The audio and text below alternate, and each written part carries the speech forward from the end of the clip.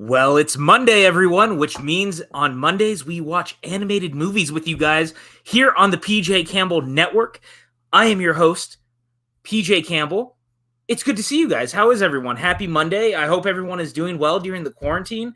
We're just here to talk about a movie that is pretty much brand new. And if you guys have not gotten Disney Plus yet, now is a perfect time to do it before we start the movie, because we are going to be talking Pixar's Onward.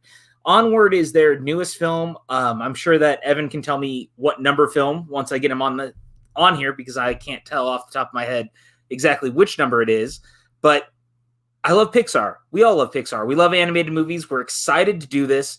So I'm going to go ahead and start this, bringing on my co-host from the PJ Campbell Show, Pat Hogue. How are you, sir? What are those? Are those sunglasses? You know that in this movie there is a shades joke. There's a sunglasses joke. So last week I went over the top with what my bit was for the intro. I figured I'd subdue it a little bit more coming into this one. So the sunglasses were the thing I pulled together in the last 30 seconds. That's a beautiful thing. I love that. That is awesome. I'm very glad to have you here. And then real quick, just before we jump into it, if you guys haven't already, you should head over to YouTube, because yesterday Hogue, myself, and our special guest Maxwell Haddad did an episode of the PJ Campbell Show. It was our 28th episode and our first really together on video. We talked creepypasta, Broadway, the quarantine life, and everything that's going on. Hogue, you've been doing some creepypasta stories. Is that correct? Yeah, I won't belabor the point too much because I think that episode came out really well. But no, go check out my YouTube channel, Patrick Hogue, and you'll see some of the things I've been up to while I've been stirring up this craziness while we're all quarantined. Yeah, we're all getting by, and I'm glad that you're here. Hey, it's always happy good to to have be you, man. here. I know. Hey. But also we with cried us, this early. Well, it's Pixar. They always make us cry, so Well, we might as well get it. We might as well get ready and prepare for it. But also with us, from the land down under, the man who doesn't think that this is a knife and who hates shrimp on the Barbie. This is Jacob so offensive. Blunden and I'm so Taylor sorry. Robinson. Hi This guys, is horribly how are offensive. you? Yeah, we're good. I'm looking forward to this. This should be a lot of fun. Yeah, I'm interested to rewatch it. Yeah. and see. Because so just a bit of a fun fact: this movie never actually got a release in Australia. Technically, in theaters, it has only just dropped to VOD. We saw it at a screening, and that's the only way you could see it in a theater in Australia was if you went to a press screening or a family screening or one of the events that they did. So yeah, we're one of the few people in Australia to actually see this in a theater. So it'd be interesting to watch this again at home. So I have seen this once. I am very much looking forward to watching it again. I really enjoyed it the first time I saw it, and it should be good. Also, this is super important, but anyone in the chat, if you'd like to vote on whether we should use pine or citrus in our car for our Onward things that we got here, that'd be very helpful. Thank you very much. That's dangerous because you have to live with that. Taylor, you should also make a Twitter poll and put the Twitter poll in the chat, and we'll go from there. That way they can vote on it. Oh, I'm super doing that. Yeah, I just think that's a thing that you should do. But I'm glad that you guys got to see it. Hogue, you got to see it too. Yeah. Yeah. No, but my thoughts on the movie before we pull in He Who Should Not Be Named. I love Pixar. That's not a controversial statement, but last few movies I've really kind of fallen out of favor with, other than Inside Out, I think is kind of their last pretty great movie. This one I'm excited to rewatch because it just kind of felt like a nice return to home for Pixar, but isn't boundary pushing in any way. So I don't feel pressured to be super engaged with it in the way that I would with Up or Ratatouille or Incredible. Right. So this is going to be relaxed. Well, the person who will not be named is making hand gestures at you currently off camera, and it's a little awkward. So we're going to go ahead and just introduce Evan Degraff. Hello, sir. How are you? Hey, buddy. I want to know how in the hell you made it through that intro without slipping up. Because I want to know. Because I'm professional, damn it. And this is sure, buddy. the highest quality stream that's ever existed. I'm excited to be here, Evan? What are you implying? Literally everything. But I'm really excited to be here. My roommate and I watched Onward last night to get ready for this watch along. I really actually enjoy the movie. like Pat said, it's not boundary pushing in any way, but it's really entertaining. It tells a really nice story, very emotional, very comforting almost. It also does a really good job of subverting your expectations, a theme so far with our animated films, but we'll get into that later. Evan, I'm really excited. What? You prepared for watching a movie by watching the movie the night before? Whoa. Yeah, I made fun of him a little bit for that last night. That's Evan, intense. Real quick, before we start doing all this, do we have a Streamlabs? We do have a Streamlabs, and we're gonna put it in the chat very soon. But Praxley, if you guys at any point in the night feel like you'd like to donate to us to help us run our operations, either from helping pay for our StreamYard to other things that we have going on here, we would really appreciate it. We'll be dropping the link in the chat very soon. But yeah, any donation that you feel like you could make or would like to make, go ahead and feel free to do it. We'd really appreciate it, but no stress, because I totally get it. Times are weird right now. Times are really weird, which is kind of the reason we can actually do all this stuff. I mean, it literally took the world pretty much stopping altogether for us to actually be able to sit down together and do all of this, which I'm very happy that we can and that we do now. And one thing I want to say real quick before we start, I want to give a shout out to everyone in the chat. Mike K in the house, Star Drew in the house, Jonathan Peck in the house, Chris Lee in the house. Everyone here that is like joining us live is really excellent. You guys have been here for a lot of our streams. You are the continued supportive audience that we are hoping to continue to build as we do this, because this is only our number 4, I think, watch along at this point, and that's pretty incredible at this, at this juncture in time. It's critical that we keep doing this type of stuff and that you guys enjoy it. So I'm glad that you are, and I'm glad that you're all here. Yes, what Pat said. And on top of that, real quick, we're going to make our announcement for next Monday's watch along, essentially, at the end of the show. So watch until the end. We're going to make another announcement. We got some other stuff lined up as well that we can't wait to talk with you guys about. But other than that, how are you guys feeling going into this? Yeah. Oh, I thought you were about to start. Okay. Yeah. No, actual emotions. I really enjoyed this film the first time I saw it. I am fascinated to rewatch it again. I don't really agree with you, Hogue, in that Pixar. I think Pixar have actually, their last couple of films have been really good. I really enjoyed Toy Story 4. I thought Toy Story 4 was a really Toy Story 4 was great. good. Did like that.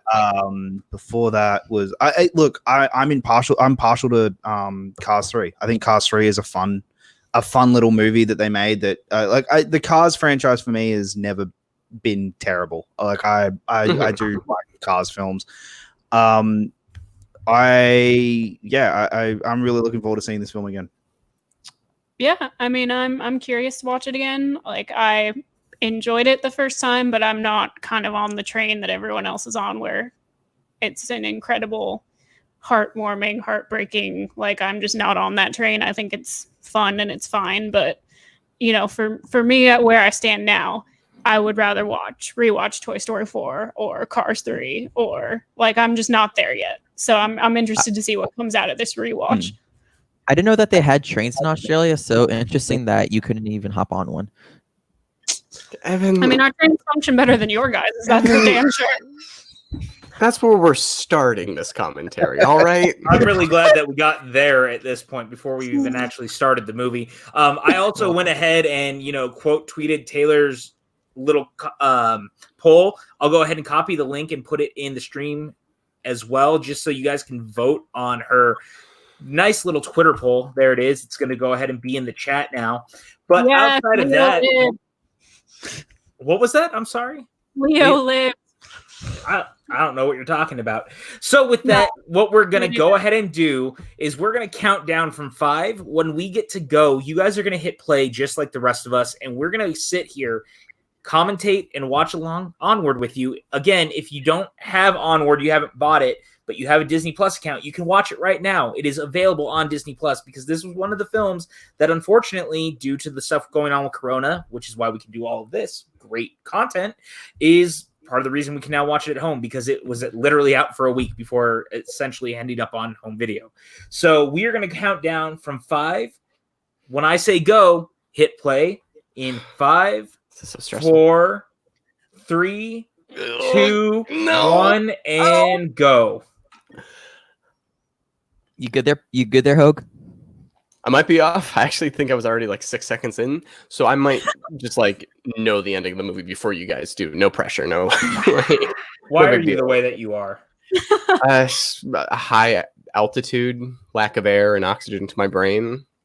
No, but it's funny, Jacob, until you mentioned Toy Story 4, I forgot I saw it, even though I really did enjoy Toy Story 4. I Like, can understand that. but like Incredibles 2 really didn't do it for me. And that's one that I know a lot of people like That's- get into. I agree with you there. Yeah, I didn't Which- really dig that one. Appreciated a but- lot of it, but it like didn't have that kind of hook to me. Whereas this Yeah. one just felt like that warm of like you can recommend it, and it feels like nobody's gonna really have major issues.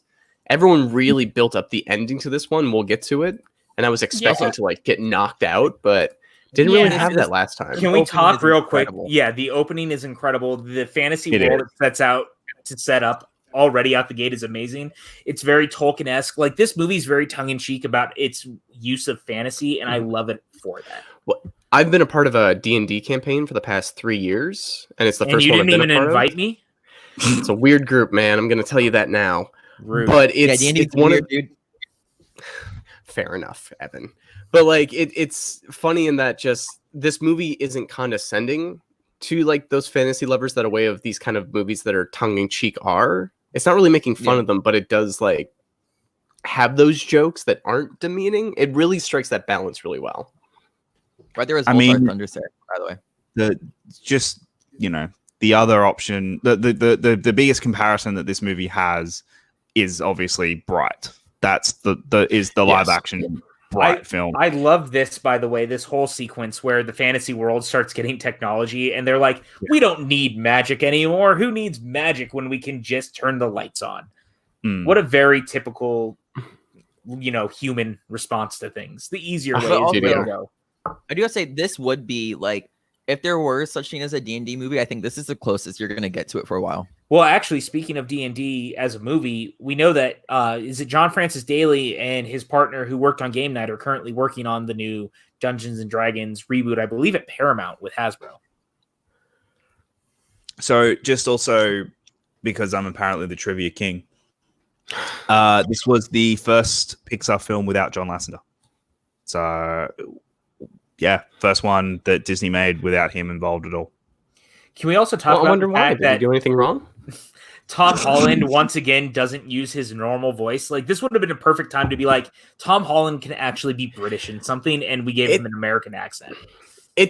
I think he and Chris Pratt do a good job. I really don't think they add anything to the characters that they're given, because he is very much just kind of watered down. That's like, I'm Peter Parker. Like, I'm just kind of this I agree. quirky dude. I kind of think that's the point, though. I'll say. Oh, go ahead, Taylor. Sorry.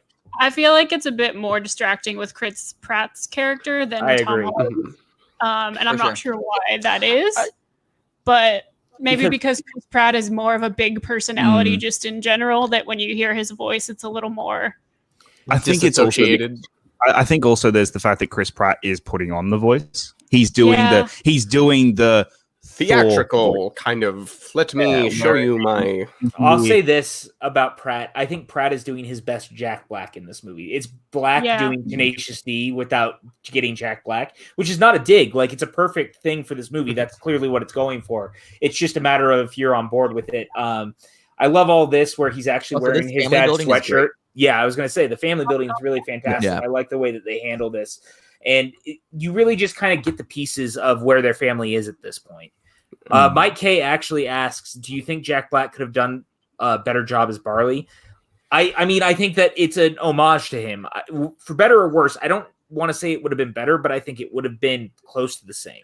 I think it would have been noticeable that he is so much older than Tom Holland that regardless of the kind of character, I think going with that knowledge in just would create a different vibe. Don't know if that would be better or worse, but I think it's an interesting thing to bring up because you it brings up the discussion of actors versus actual voice actors, like bringing in actors who are not necessarily voice actors, who don't do a bad job, but it's just their voice. It's a for the different most skill. part. It's a completely different skill. Which is funny when you look at something like Inside Out, when all the emotions are so perfectly tailored to the personality of the people voicing them, that Amy Poehler is joy. Like, that is the perfect person to encompass positivity.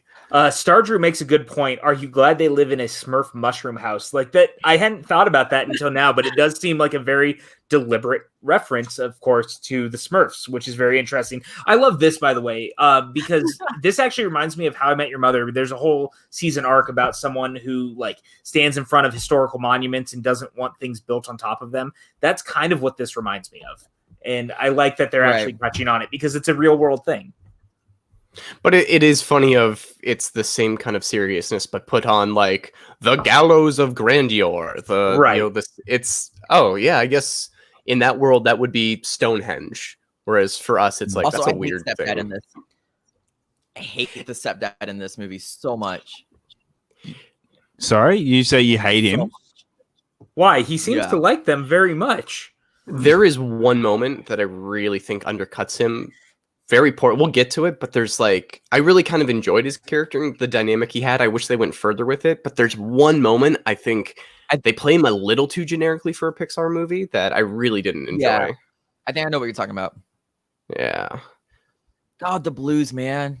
I know. I remember like when we were talking about Frozen 2 and like how just in-depth the animation is. I think that like this animation does a very good job of like keeping the realism in a fantasy world.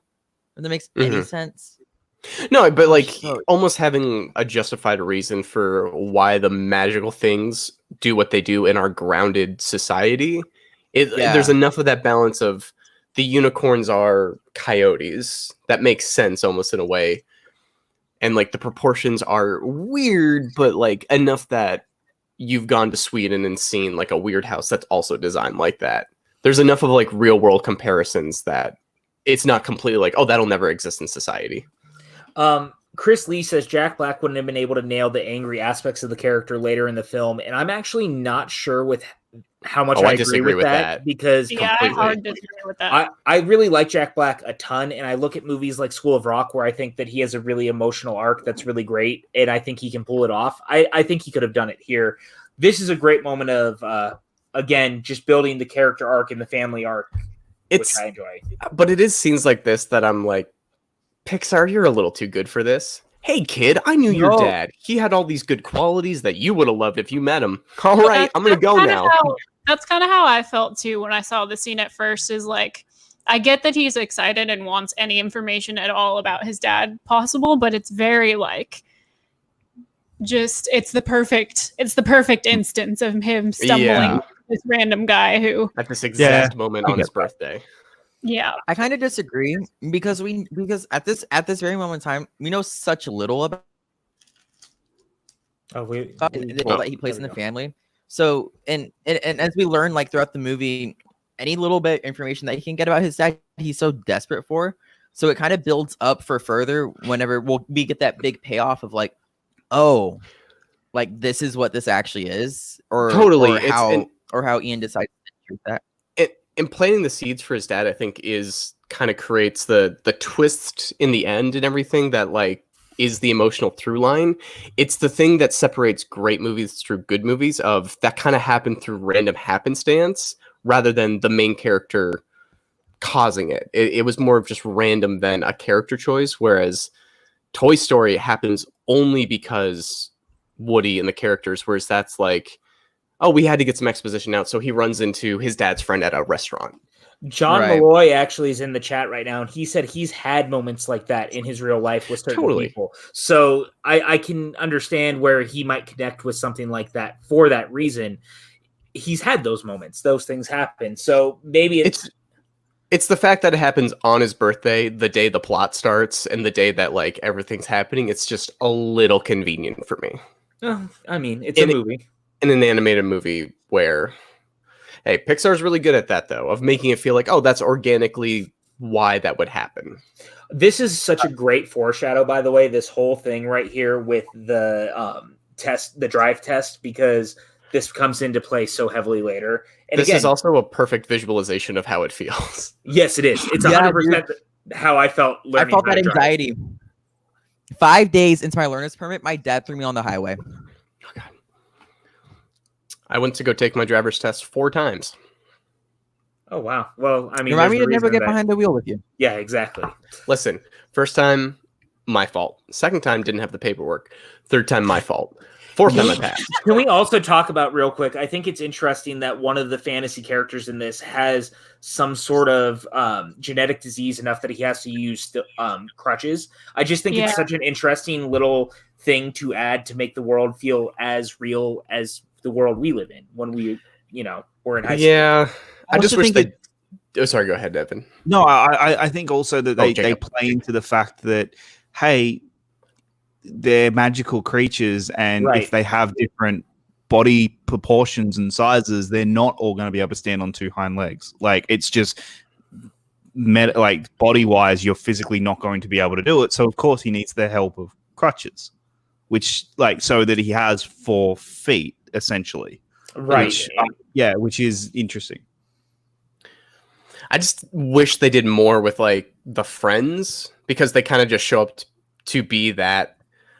That's the thing the character doesn't have, and then at the very end of like, you did it, you got your friends now, and they don't really do anything throughout the whole movie. Because I don't think that's a good job though. Oh, Go ahead, okay. Evan. I think I'm it's sorry, I think I it's a good love that job though man of like. Oh, I think it is a good job though of like showing like the insecurity of Ian though, because Right. they were all down to be his friends and hang out with him. It didn't matter who Totally. it was; it was just his perception of them. Well, I and think that's what I was we going were to getting say. was his perception of his friends. Well, not just the perception of his friends, but the perception he has on himself. I mean, I can talk about as someone who has his own insecurities and like deals with his own anxieties and stuff. I've been here. I understand what it's like to be this character. And I think that it nails that, especially in high school when you're kind of that weird guy. And I know what you're saying, Hogue. I get what you're saying. But at the same time, sometimes the simplest storytelling like this goes a long way, at least to me. It's just I love this scene in Go ahead, particular Taylor. because I just want to talk about before we move on because it's going to move. But in this scene in particular, when she's standing there and he has ink all over his face and this is happening, they're not laughing at him. They're not like treating it like, what a loser, he has ink on his face. She's just nicely trying to be like, you have something here, and like, are you okay? And is this still a party that's happening? Like, they're very much just like trying to talk to him. And you're right, it is his insecurity. Yeah. Like, they think I'm a loser. Like, oh God, I have ink on my face.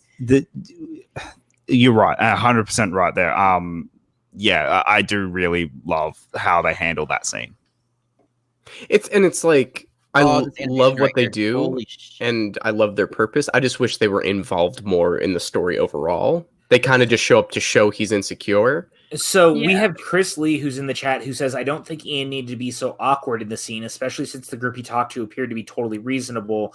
But that comes with Mike K saying, Chris Lee, I'm not sure I agree. Speaking from experience, I can be very nervous talking to other people for literally no reason. And John Malloy says, but he really had no friends before this. So I think that there's a little bit, kind of like what Hogue is saying, I think there's a little bit of disagreement even in the chat with how they see the sequence playing out. And they should meet up Also- at the nearest parking lot and beat each other up, whoever has the right opinion. Come on, guys. Okay. But I would also say it sets up for what we find out later regarding his brother. Can I also just say I'm probably in the minority here. I hate The Notebook. It's like the worst movie. part of the movie.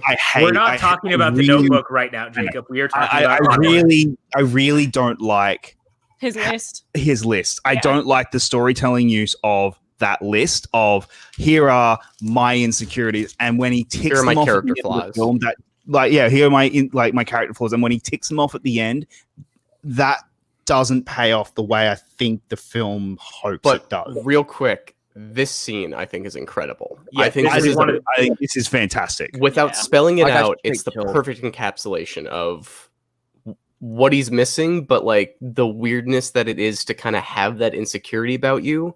I didn't Right. have a dad, but I wanted to. And so it's not like I resent him, but I am a little angry. And it does that in that perfect, weird balance that Pixar is so good at. I actually think this is maybe my favorite scene in the movie, just because I think it really nails the character moment so perfectly, and like the balance of what you were just talking about, like that feeling of loss and what does that mean. But also then there's this sequence right after where it's like they're also step on toys, and we remember that they are as human as the rest of us. Do we ever see Barley's room? This is the world's longest gap year. Such a good line. Such a good line. Also, I love the mom. I think She's great. The mom could have been a very generic and badly written character, and they actually do give her life, and they give her an actual character. The family dynamic in this feels so realistic in that they've all gone through a horrible thing, a horrible tragedy, and had to learn to like grow up past that. And it's made them both stronger, more mature, but also a little harder to connect with each other in some ways than others. It's such a good family for a Pixar movie. Kelly Nicole is real quick, just to go to the chat, Taylor, sorry to cut you off. Kelly Nicole says it's pulling the blame from his social isolation away from the typical bullies, or he's awkward so he doesn't fit in, and instead highlights the fact that he is isolated socially because he lacks faith in himself. He doesn't believe in himself and what he's capable of. And I actually do not disagree with that. All right. Uh-oh. Hogue is doing something. PJ, I have a counter. For every time you say, I actually don't disagree with that, I'm going to write it down. I have been drinking, so I apologize. No, it's just really funny because I'm like, does PJ disagree? He does not. But it's Why does the staff look like a graboid? Hey, what are you implying, PJ? It's like we have content coming up. We'll talk about that at the end of the show. I like this a lot, by the way. I love that the dad had figured out a spell to try to find a way to come back for even a day. I do wish they sold a little bit more that this, like, and they say it, they do give it a little lip service, but the fact that this is their only chance, like to really emphasize, you get one chance, it's 24 hours, see the dad. And because to me, I'm like, don't they just get another crystal and they can do the spell again? Or is it truly like a one-time thing? I think it spells out pretty heavily that it's a one-time investment. Like, you got one 24-hour period, and that's that. One shot you got. Every chance you blow. I love Hamilton. If it comes up every commentary, Evan, I swear I'm gonna lose my mind. You know, I'm just throwing this out here. It's a year and a half early, but when Hamilton hits Disney Plus, we're gonna have to do it. Just throwing that out there. Hamilton will be showing up sometime soon on the PJ Campbell network. Just a matter of when. Yeah, that is a tease. That's a good tease, Evan. Very well done. Thanks. Little do you know, I have Lin-Manuel Miranda right here, Lin. How you doing, buddy? He doesn't want to be on camera. That's fine. So John Malloy agrees with us where he says that the mom is the MVP of the film. Kelly says she actually wishes the mom had a slightly bigger role or at least more screen time, with Mike K saying that the mom is probably one of the most proactive animated mothers in Pixar behind Elastigirl, which actually sounds not wrong. That's not wrong. I mean, you know what? The mom in Finding Nemo. This is interesting. Chris Lee says the plot shares some characteristics with Jack Frost starring Michael Keaton. That is a film I have not seen since theaters, and now we're talking about that. That's an interesting twist right there. Michael Keaton's been in a Pixar movie, right? Yeah, he was in Cars. Who's he in Cars? He was Lightning's foe. He's the bad guy in the first film. Gotcha. And he was recast in Cars 3. Yeah. Ka-chow. Mike K says, did they take this story beat from Dragon Ball Z? Goku had a similar opportunity to bring back to life 24 hours towards the beginning of the Boo saga, apparently. Okay, this is not the first time this story beat has come up, folks. Come on. Wow. Did you hear of Jesus? Wow, crazy, right? Did you really just bring up I more did. fictional characters? PJ. A portion of our audience is going to be very upset with you right now. The other portion will understand I have potentially had alcohol before we started. There it is. And the riots are in the streets. You want to tell people how much you've had? Nope. I can't remember. Do we see Barley's room? No, I don't think we Yeah, ever no. actually see Barley's room. What a What a shame. missed opportunity. I Yeah. would love to see what Barley's room actually looks like. And that I am sounds weird very in curious for hindsight. like how much fat was cut off this movie. I would actually love to see an extended version of this film. Just kind of all the ideas they had on the storyboard of just everywhere they could have Yeah. gone. I wonder how much this movie went through the same stuff like The Good Dinosaur did, where The Good Dinosaur started as a completely different film before it became the movie that it is. I wonder if Onward went through a similar trajectory.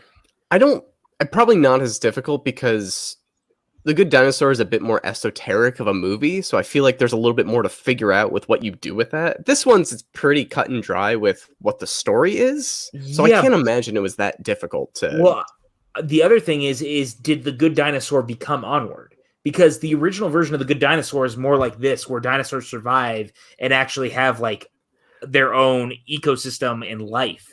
And they've become living beings because the meteorite never hit.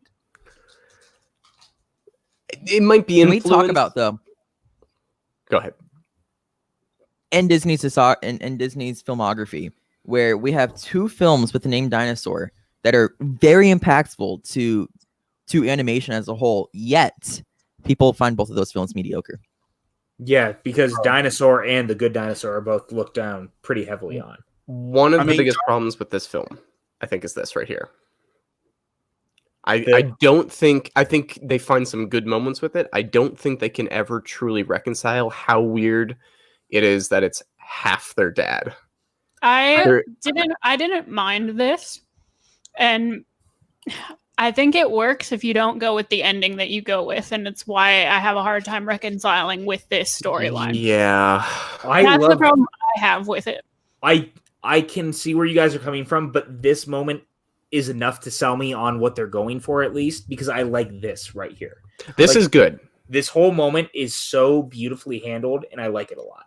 This is good. It is, and I love this scene, and I love the concept of it throughout the movie, but with where it ends for me, and I don't want to talk about it yet because we're still at the beginning of the movie, but because of where it ends up going and how they choose to end the movie, it's hard for me because it doesn't feel like it's a payoff to me. And I know that I'm in the wrong because everyone else thinks that it's the perfect payoff. No, You're I'm with not you, wrong. Taylor.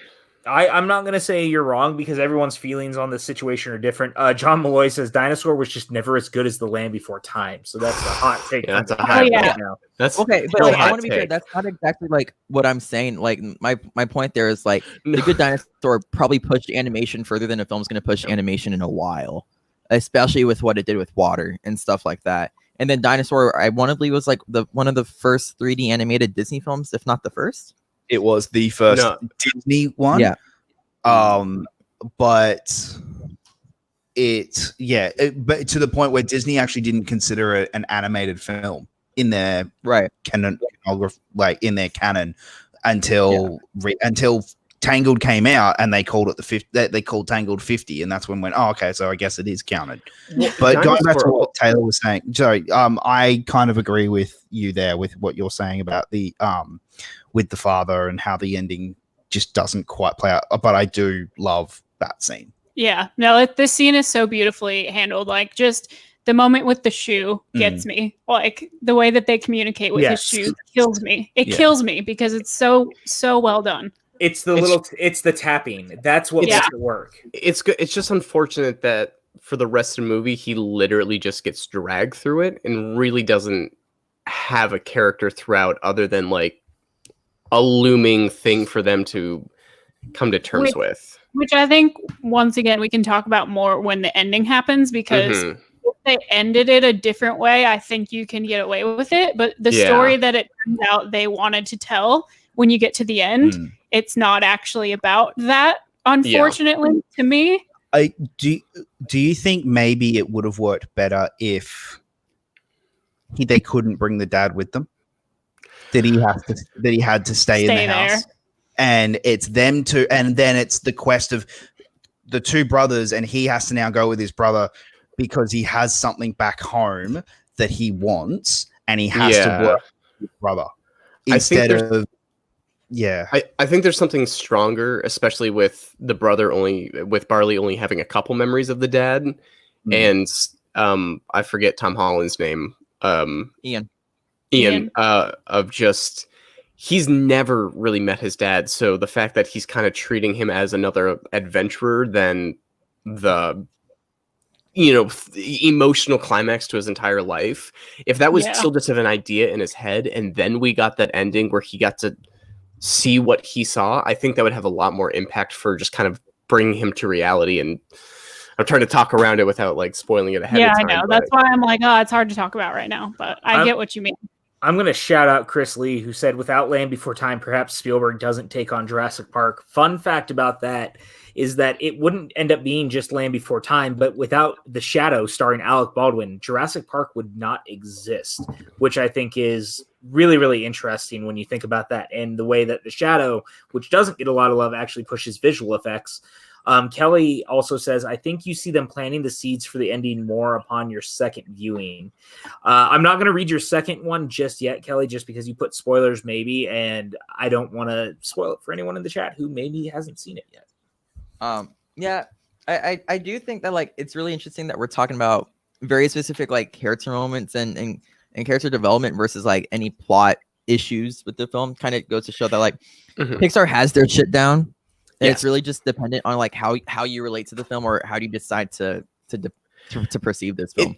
It just shows kind of the difference between a Pixar movie and a DreamWorks movie. Whereas DreamWorks, like How to Train Your Dragon, are some of my favorite animated films, but there's a lot of films. Ice Age is a good movie. That's not DreamWorks, but it's not. It's blue, but like all these kind of different animated films that follow the same beat of carrying along on a journey and getting to the emotional resolution at the end, and how those kind of first couple Toy Story movies or those first couple Finding Nemo, Incredibles, just kind of have that structure, but just hit those beats perfectly. Well, that it just kind of both build together. To your point, like I think the Kung Fu Panda series actually drops the ball very heavily by the time you get to the third one, whereas How to Train Your Dragon doesn't. Like I think How to Train Your Dragon as a series for DreamWorks consistently stayed great, whereas I think Kung Fu Panda gave in to the audience who thought that the second one was too dark, and I think the third one suffers very greatly because of that and ruins. I'm not going to say it ruins the trilogy, but it definitely ends on a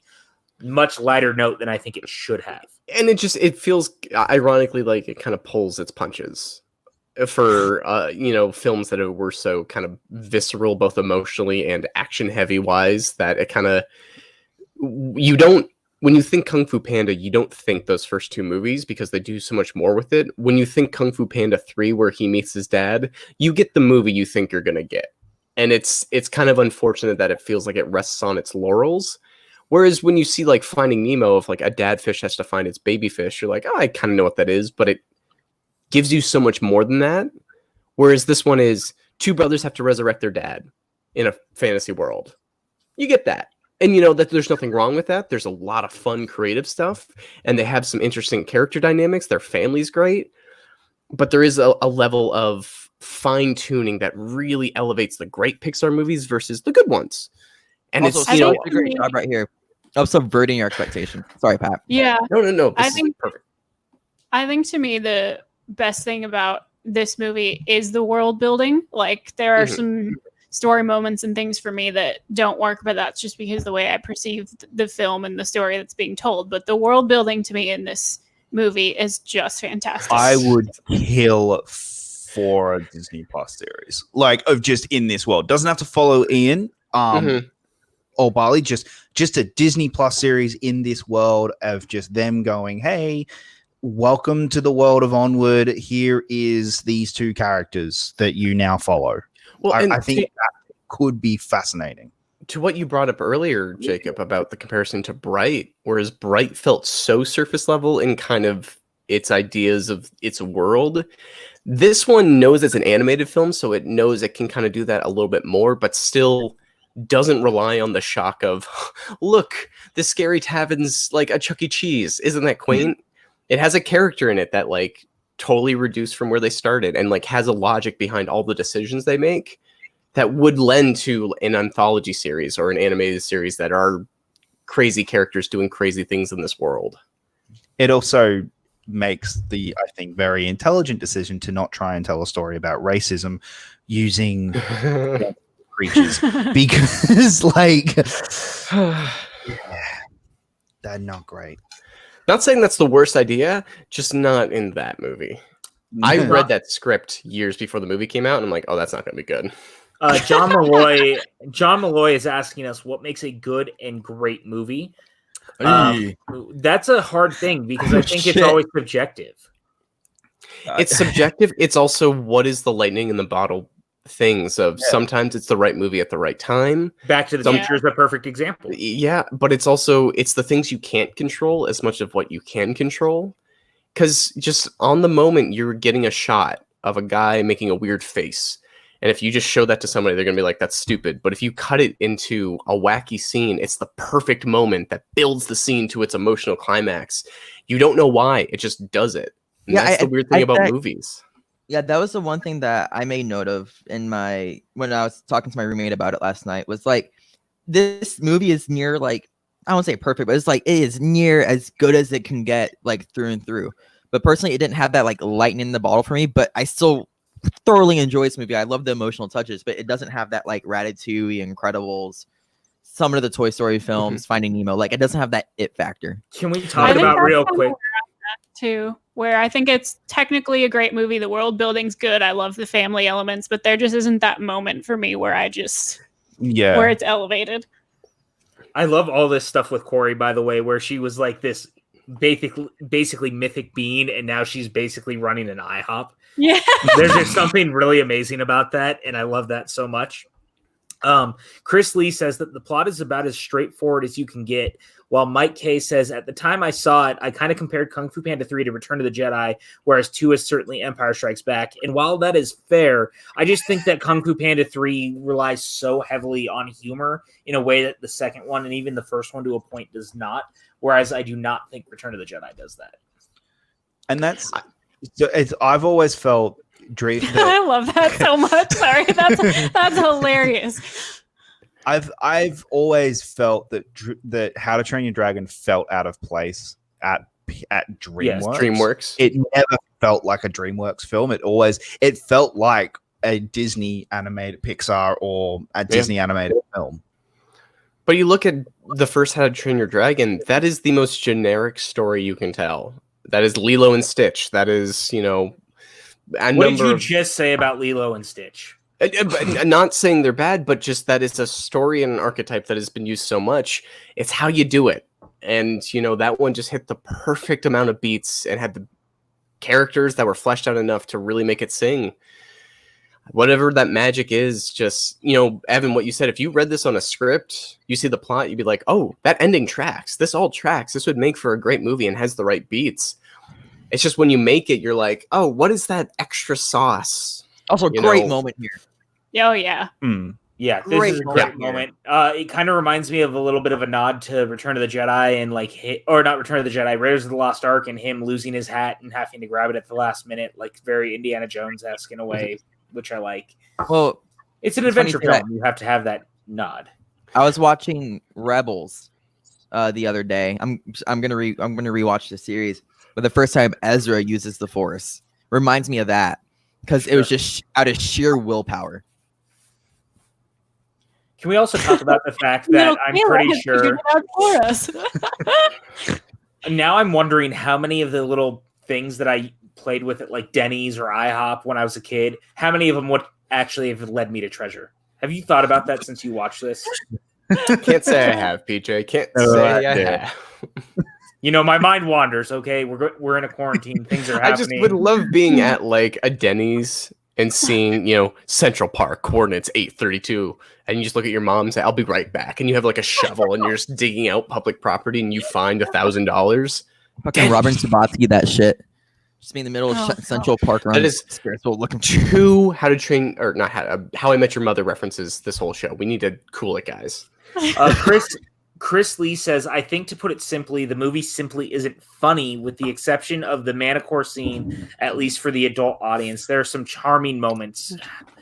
But I actually think the movie's quite funny, but I'm more in for the characters and the world building because I don't necessarily think it's supposed to be fully a comedy. I think that we underestimate audiences sometimes, especially with animated films, that they always have to be funny when they don't necessarily have to be. Yeah, this movie is go ahead. No, and Pixar's really good at charm. Right. Like you Yeah. can get away with a lot if you're just kind of enjoy being around the characters. And even if I find these brothers a little simple in design, they're fun. I like being around them. And the mom's great. Jonathan Peck also Jacob. makes an interesting point. He said, "Did you find it strange that Chris Pratt's character's name is Barley? When I saw the movie in theaters, I thought the character's name was Farley. Does anybody else get the mix up when they watched it?" Oh, that's totally intentional. It's clearly intentional. Again, I would say, like, in the same way that it feels like it's supposed to be a bit of a nod to Jack Black and what they asked Pratt to do. I feel like the character would have very much been a Chris Farley character had Chris Farley still been alive. In the same way that if you watch Grown Ups, Kevin James' character clearly supposed to be Chris Farley. Which is funny to think about that Shrek was originally voiced by Chris Farley. Which like they recorded the entire movie and then replaced him with Mike Myers. And you can find some of the original animatics of him doing it. And you get it. It's a very different movie. It's a very different movie. You can look on YouTube. If you type in Chris Farley Shrek, they actually, one of the animators did put some of the storyboards with his voiceover out. And it's a very different, it's a scene I don't think it's actually in the movie. Like there's a scene akin to it in it, but not the same scene altogether. They also do the onion scene of like, onions have layers. They have layers. And you just, maybe it's because Shrek is too ingrained in our brains, but you look at it and you're like, oh, I guess that's not how you do Shrek. You do it with a Scottish accent, of course. Yeah. Well, I think the other thing is that a lot of what came from the one sequence of them sitting under the stars with him and Eddie Murphy feels very much like what Shrek the Musical ended up pulling from later and like kind of teasing at his origin and things like that. So there's a lot to be said about that as well. Shrek won Best Animated Film at the Oscars. It's interesting. First ever film to ever win the Best Animated Feature. Animated. Do you know what won next year? The film's great. Year after that, 2002. I know this. Think of it like a sequel to Shrek.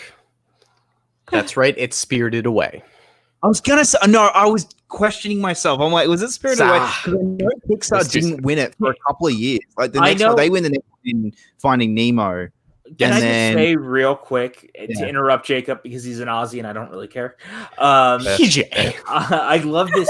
I love the whole thing with the notebook in this sequence where he's written out all the stuff he wants to do with the dad in 24 hours. I know Jacob doesn't like it. I like it a lot because he's never met him. I think it's a really great character building thing for him where he's realizing, especially when you get to the end, like we aren't going to talk about it yet, but what that means for him as he realizes that maybe necessarily he doesn't need to meet him. Especially for his character, because I get the feeling because of his, I would even call it borderline anxiety. He has to have everything in order for what he does. And he might he might be that kid in school who has his agenda like booked to the max, if that makes any sense. I would buy that if he was more spazzy than awkward. Because I know people like that have to have every second of their day regimented. And he's just not manic enough to buy that. I just don't like the fact that it's a literal list of just, man, this character development didn't go through. This one didn't go through. And there's a way to visually show that. It comes across as tell, not show. And that's my problem with it. I don't know. I think it would be, I think there's a little bit of both because you could say that it's a lot of tell, not show, but at the same time, I think that by showing the list, and I mean, I know it's in the most obvious sense, I think he also learns it along the way. So I think that there's a lot to be said about that. And I'm that just don't show I just don't like, I don't like the literal, here is my list of character flaws. I don't necessarily agree with it being character flaws, though. Like him playing catch with his dad is not a character flaw. It's something he wants to do. And him realizing, again, I don't want to spoil what happens by the time it's over, but the idea being that he learns that it's not even necessarily a flaw. It's the things that he thinks he needs that he doesn't necessarily need from the person he thinks he needs it from. It's the weird thing that Pixar almost shoots itself in the foot with, that they do a really good job of, I like the brother dynamic throughout the movie because normally you would just have them fight the whole time and like they don't understand each other and like they love each other, you can tell, but it makes the resolution at the end feel very half-hearted in a way because you didn't think that already.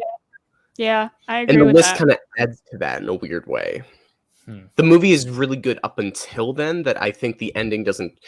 And we're still talking about the ending, and I'll get off of it. But No, it is and I'm that trying really hard not to do that because Yeah, I we know, can't it's- do that right now. So I'm just but like, it's so funny how all the buzz I heard going in was the ending destroyed me. I'm like, yeah, that's what really? I heard too. And then I got to the end and went, maybe I have problems with my emotional outlook. I'm just because a I'm just wreck not- of a person. Yeah. Chris I love this Lee, moment. I do love this moment. I think this do is love hilarious. this moment. Yeah, I think this is one of the funniest moments in the movie. And I think it actually plays very well for the next 10 minutes or so on top of it. Yeah, Chris it's not Lee too long. says that true, not all Pixar movies need to be funny, but the best ones nail the combination of emotional comedy and story. I actually do think this movie does that, personally speaking. I know that it's not, you may not feel the same way, and that's okay, but I think this one does. And then John Malloy says, I think the funny moments come later in the film, not necessarily right now. The I father do- is I have to literally say- being pulled around on a leash. It's incredible. I think it's so funny. But I do have to say though, the biggest problem with this movie is it gives LARPers way too much power. Oh my God. There, I cannot said it. believe you said What? that. Evan, There, I said it. Evan, What does look that at me. mean? What did you say? This Ah. movie gives He's LARPers just way trying too much purposely to like alienate. I will see you at the like, battlefield at anyone in dawn. the audience. God. Evan, why I- are you the way that you are? See, but look at the neon glow. This feels so much like a back alley LA street Yeah. kind It of gas 100% station. does. It 100% It feels does. perfect. Well, and that's the world. Again, shout out to the world. To Jacob's point earlier, I would love to That's see the some world. sort of series that explores the world more. These guys are so close to working for me, but there's something about them that I can't put my thumb I on. love- That I'm going to disagree with I you. think I it love works. it. Yeah. I do think it works. I think this is actually pretty clever and pretty funny. You know it's why? cute. It reminds me of the people that have like the small person syndrome of Napoleon you know, complex? Yeah, the Napoleon complex. Yeah. Thank you. I don't want to insult small people. That is not what I'm going for. But there's definitely a PJ. Napoleon complex. That's half of our audience. There's a Napoleon complex happening right now that works very, very well in this film's favor with these characters in specific. And I've actually run into biker gangs very similar to this at bars. So something about this does not surprise me. PJ, what life have you lived? PJ, I don't want to get onto you? it. Did I ever tell you about like what I got criticized for the one time I went on Real Rejects? No. Oh God. I went to I watched with Greg the Dark Phoenix commercial or the trailer, and at the end it ends with her like glowing in the sky, Oh, right. and it's a really stressful thing to like react to a trailer yes, it is. because you're just like you have to get it in that moment. Can we talk about and real quick the Yes. moment right here between the father and the bikers and him like moving just right? I think it's hilarious. It works. It's a Ratatouille reference for sure. But I said in that trailer reaction, oh man, finally glowing women getting the time that they need, because I thought it was funny at the moment, but it came out awkward. It was silly. Thinking nothing of it. And then so many comments of like this asshole showing like his true colors as somebody who doesn't support women. I'm like, oh my goodness, I didn't mean to do Hey. this to society. Are you telling me Pardon the my language. internet didn't act rationally? PJ, you might be surprised, but Hey, I the mean, internet. Evan, let me tell you, as a woman with a YouTube channel, the internet is only rational. Taylor, I'm so sorry. Taylor, I mean, not to bring this up, but didn't you have to pull your Morbius trailer reaction for that very reason? Oh, I had to delete that crap. I couldn't leave my Morbius trailer reaction up because I was getting so much. Yeah. Because I didn't think that it looked like a visionary masterpiece. So everyone was mad at me. I'm sorry, Taylor. You had to remove your Morbius, Yes, I which did. clearly is going to win Best Picture next year because it's been Oh, delayed. Because obviously, Yeah. because anything Jared Leto, it's just I just wanted to that shout gives out me an aneurysm. the buddy cop comedy now happening between the mother and Oh God, yeah, so good. and yeah, I just love that whole B subplot that we haven't really touched on. I like all that. I like the dynamic between the two of them. I think it's really great. This part with the Pixies is really good. Yeah. Again, I Evan- like the Pixies a ton. Evan, what did you want to say to me? Oh, I was just saying. Next time, respect women. Really, Evan? That's all I have to say. Well, How dare you? I love this. I love knocking my over the mom. bikes is amazing. The beer bottle breaking right there with the pixie reminds me of when Mini Me breaks the bottle when Austin's fighting him in Goldmember. I don't know why that's what pops into my head, but that's what I think about when it's happening. We passed by it, but the pixie stick being their drug, and them just like it's pretty good. I mean, I apologize for my language. I do like that shot of movie. him trying, and he's like, I can't. I'm too short. Yeah. I think this whole sequence is really clever, and again, it goes back to the foreshadowing earlier that we were talking about the film. Wait, hold on. I just noticed his shift gear is a screwdriver. He just taped to the original shift gear. And then there it is. There's the say the word of what it is. Hit the O for Onward. We're saying the title of the movie. Wait. This is how I get out of LA. Taylor's doing the DiCaprio right now. That's a good thing. Mike K actually says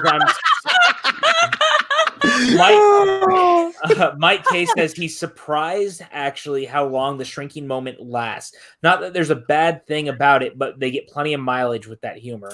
And I love it. And it works. And then John Malloy says, "Holy shit, this movie." All right, John Malloy, this is a children's film. There are 4-year-olds watching this stream, obviously. The sticking your hand out the window like he's a bike because he can't actually do it is hilarious to me. But this is a perfect example of what's in a good or a great Pixar movie of this is a funny gag, but it also logically makes sense for Ian to have character development because he has to take over. He has to do all this stuff that his brother can't do. He has to drive. And I don't know. That's great. That's a great visual. This whole sequence, and again, the father potentially making problems without realizing it makes me laugh. Again, this is every time I leave LAX. This is my experience. This was me driving around LA before my car got totaled. Oh, gosh. Driving in LA, guys, not that fun. Not fun. Not fun my at all. family doesn't understand it, and I want them to visit so they can understand. Right now, there's no traffic, but when there is... So this is a good setup callback. The first time I was in LA, we were driving around, and after about a week, after about 3 days of you driving in LA, Taylor's like, "We're catching Ubers from now on." Nah, fuck this. Yeah. I wanted to try it with you to be able to do it while you were there, and then after 3 days, I was like, I literally might murder somebody if we keep doing this. I don't think driving in LA is gonna bother me that much if I ever end up there because I grew up near the DC area. No, I've also lived in New York City for a year. But you get a different kind of DC, Boston, a lot more of that kind of weird rural-ish East Coast that are still cities that the cities weren't designed well for driving. So everybody just kind of got angry at that. John Malloy saying 1.5 hours of traffic is so enjoyable. LA is a that. whole lot of It's dots. just moments of just boredom, and then I'm risking my life to turn left onto this street. Is someone here wearing an Ask Me about meth shirt? What? Yeah, that's me. That's Oh, okay. I'm turning it upside down. But thank you, John Cooper, for that. Oh, look. Nipples? Yep. Great. Fantastic. This is a kids movie, John Malloy, so I'm gonna need you to stop. I'm sorry. And then this scene. This scene is so close to working for me. This scene when he gets out of the van works for me because that is every drunk driver I've ever been around. Not that I've been around a lot of drunk drivers, but you see it. Okay, biker gangs in bars, drunk drivers. What have you done with your life? We're not talking about that side of me. As he Also, I do chugs have his to say, burger. Jonathan Peck is completely right. Traffic in Virginia and Maryland, DC is awful. It's so bad. Well, it was real bad in Atlanta. I learned that. So Do that. We'll split by 2. no, dude, Atlanta was worse than LA. It made me miss LA traffic. I like this sequence, by the way. I love the idea of them being able to hide themselves, but also the magic will wear out if you lie. It's a little bit of a Pinocchio reference, if you will. Yeah, you just know immediately. Oh, he's gonna say something about the brother that. Oh, I didn't think that. I did. Well, Evan, I guess you just don't watch movies, huh? Got him. And I'm like really terrible at guessing when things are going to happen in movies. Like Jacob's always like, "Oh, I knew everything about this movie 5 seconds before we even watched it," and I'm never like that. Jacob is basically my dad, which is why my mom hits my dad upside the head anytime he does shit like that. Are you saying I should hit him upside the head? I'm not going to say yes or no, but I don't know, like especially with something like this, this drove her mad because I was like, the ending of this is pretty telegraphed from the beginning, like in the trailers and everything. If you know a Pixar movie, you know where the ending's going. Do you know what my rewrite for this scene would be? What? I wouldn't have it be Ian revealing to Barley that he thinks he's a goof and not worth taking seriously. It's almost that I would have Barley kind of feeding advice to Ian of what to say. And one of the things he like feeds to him reveals that Barley doesn't think that Ian kind of understands what he's doing, showing like a different dynamic, or showing that like, I don't know, there's a different kind of thing you can reveal of, do you deserve to see the dad as much as I do? And like, because you've gone through the same thing I haven't. I think there's a more complex thing you can reveal here than just, oh, my brother's a dingus and doesn't know what he's doing. John I feel Malloy, like that's definitely... Sorry, real quick, not to cut you off. John Malloy says Burbank is a crazy place when it comes Burbank? to traffic. And then John Cooper Have you been to says- Culver City? John Cooper says Australia traffic moves a bit when you're on the bridge. Crossing the river during peak times is another story, however. Then Chris Lee says this scene was predictable and made Ian unlikable until the end of the movie. I'm not sure I agree. It's just, I wouldn't he's go just that saying far. what we knew. It's just, I don't think, we know I he's a don't goof. think it makes him unlikable. I think, like Pat was saying, it's a little like too on the nose and a little too predictable. Like, oh, he's a goof and he's doing nothing with his life, and like it's just not quite like. I don't think it adds as much to their personal relationship as maybe something else coming up could have, because it seems like that's more of generally what they want everyone in the movie to believe about Barley, is that he's a bit of a, like, his life's not going anywhere. Like, I don't know if that makes sense, but if that's there was kinda something that Barley fed to Ian that made them have a strained relationship, or if Ian said something about himself of, I don't think we even deserve this, or something like a little deeper that's a little harder to kind of come to terms with. I think guess so. I was going to say, though, is that I think that his relationship with Ian is stressed already from the beginning. Once the sweatshirt rips and you realize how much he doesn't love Ian's relationship with his brother Barley is already strained from the beginning. See, I never get that feeling. I didn't get Sorry, that, but I would also say, like, in my relationship with my brother, there are times where, like, I could think he's an idiot and actually think that, like, you are dumb. Yeah, this sequence reminds me of every time I talk to Pat Hogue, you guys. I'm Ian in this situation every time I'm trying to get Pat Hogue to listen to me while we're doing stuff. Oh, dude, no, this was like me and Pat in Atlanta at one point. PJ, I'm a character in this scene. I don't think I'm either of these two. See, I think you're definitely Barley. I'm just showing up with the chaotic energy where I don't call PJ. I literally call both of you Pat, and you guys just have to figure it out. It's fair. That's fair. What Taylor. I thought would be more of a problem with us making content, but most people just kind of, regardless of who asks, we just kind of let the other person take whatever, like, who's more interested to do the thing.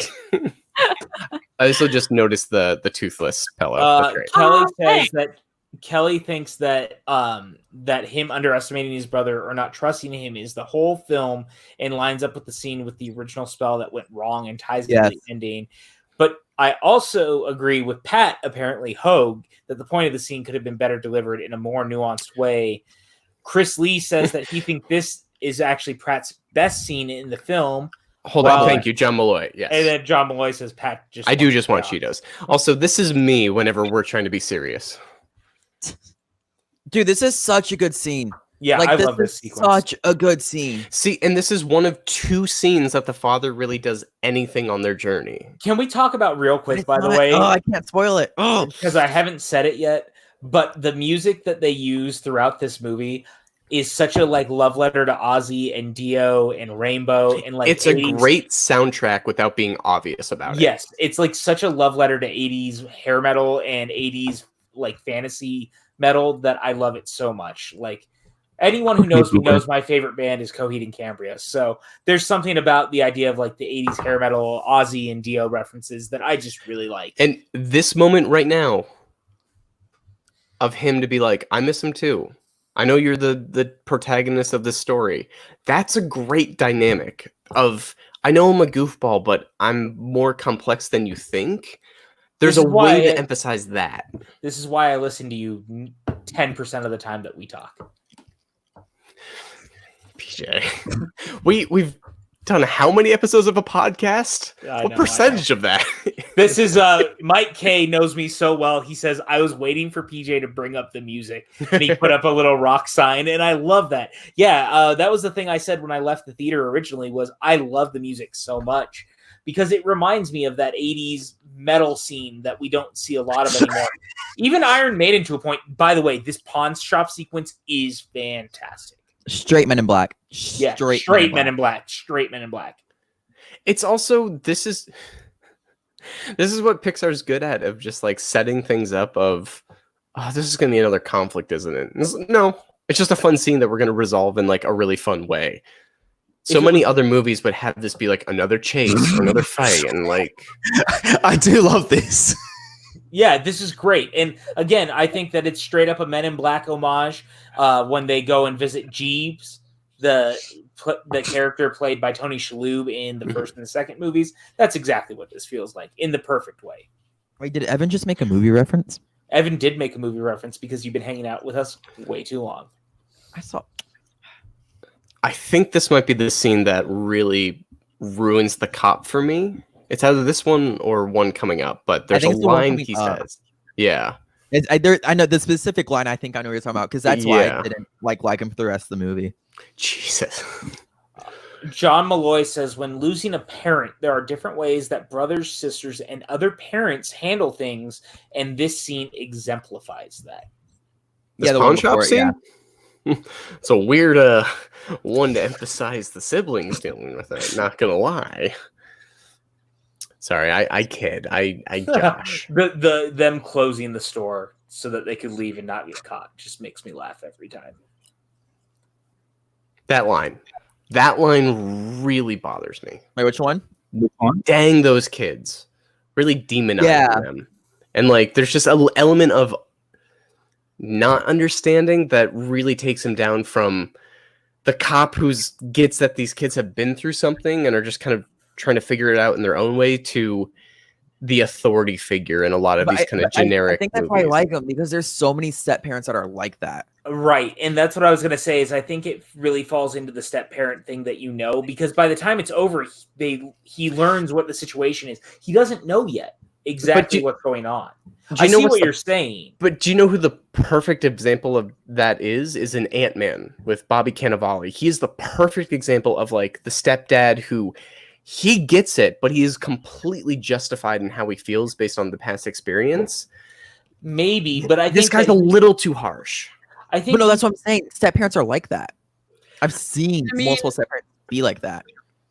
I mean, I have 2 step parents, and neither of them are anywhere near this kind of thing. But I think that's just me again. Like we've talked about, you bring your personal stuff. We heard your Can we talk about real quick that Chris Pratt took his hands off the wheel? For the next 30 minutes, I'm going to exclusively talk about the Morbius trailer, so I hope that's what you guys think. We're just going to post this on your channel and just be like Morbius trailer reaction. This goes back to us talking about Michael Keaton being in Pixar movies. So, okay. I just want to say I love this scene. This scene is one of my favorite scenes of the whole movie. Yes. This scene is handled incredibly well. Jacob, are you still here? Oh, piss off. PJ. Hush yourself. But this is a really good character moment for Barley of being intelligent and kind of doing what he needs to. And I think that's the other thing that this movie doesn't give Barley a lot of, is that he comes across as just being aloof the entire movie.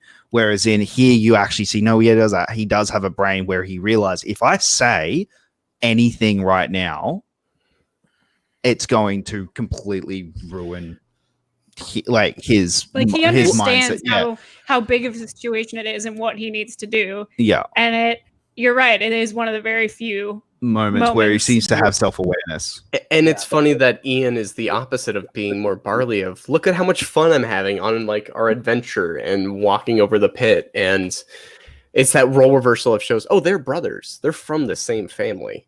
But it's that weird thing that that this movie almost has a problem with the fact that it's set in a fantasy world, is that Barley is so excited to go on this fantasy adventure. But the fact that they're in a fantasy world makes it feel a little less special because you know that stuff exists. See, but as opposed to like Last Action Hero, which is, oh, this shouldn't exist, but you get to go on this magical adventure, so that makes it all the more wondrous. But at the same time, I would argue that Barley as a character is the only one in this world that believes it still exists that we are aware of. Whereas everyone else thinks that, similar to Last Action Hero, that it shouldn't exist. It's all just in his head. I was actually going to make a joke earlier at your expense because you said you've been doing a D&D campaign. Is that, are you Barley in this situation, whereas Barley thinks that this stuff is all real? No, see, but I don't buy that. No, I'm more of an Ian, but I'm a gnome that's great with a crossbow. I will take you down if you are a magical beast or the undead, so don't come at me. If I ever found myself in this situation that Ian's in, we would literally never get there because I would never, ever, ever, ever have the belief that I could do this without passing the F out. You would have to be Barley. Like, I would literally die of a heart attack if I had to even try to do this. I got to ask the chat, do you agree with Taylor? Would you die trying to do this? Because I'm with Taylor on this. I would have no what a way weird question to ask. of being able to cross the I wouldn't. I couldn't do it. I couldn't do it.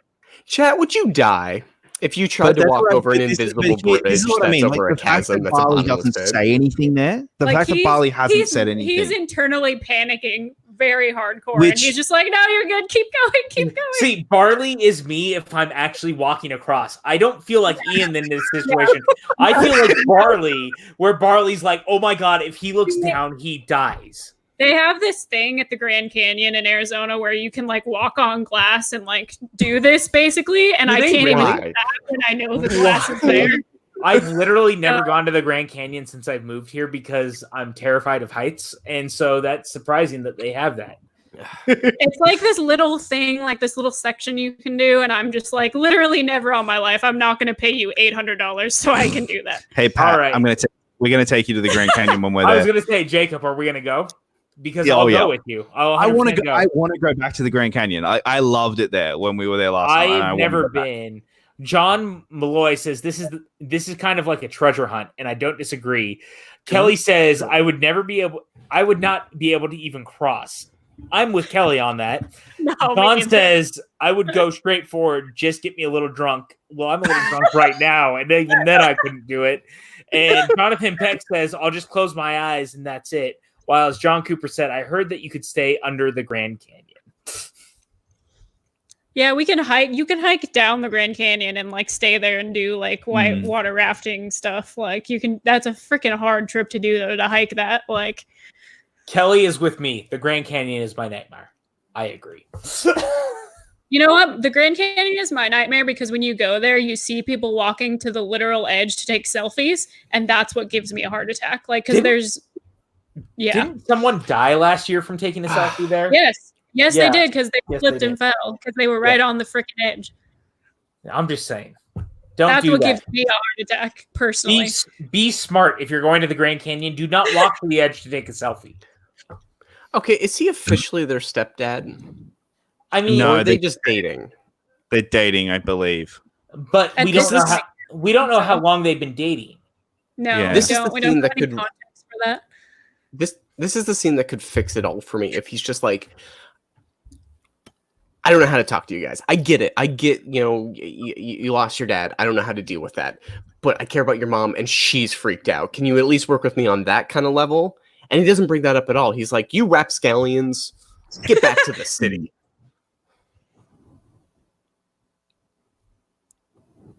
Got real quiet real quick, and I don't like Hey, can I get a time code really fast?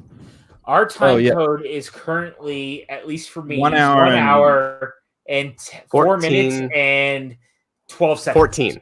1:14:09 0:10. 1 so we're 04 like 21.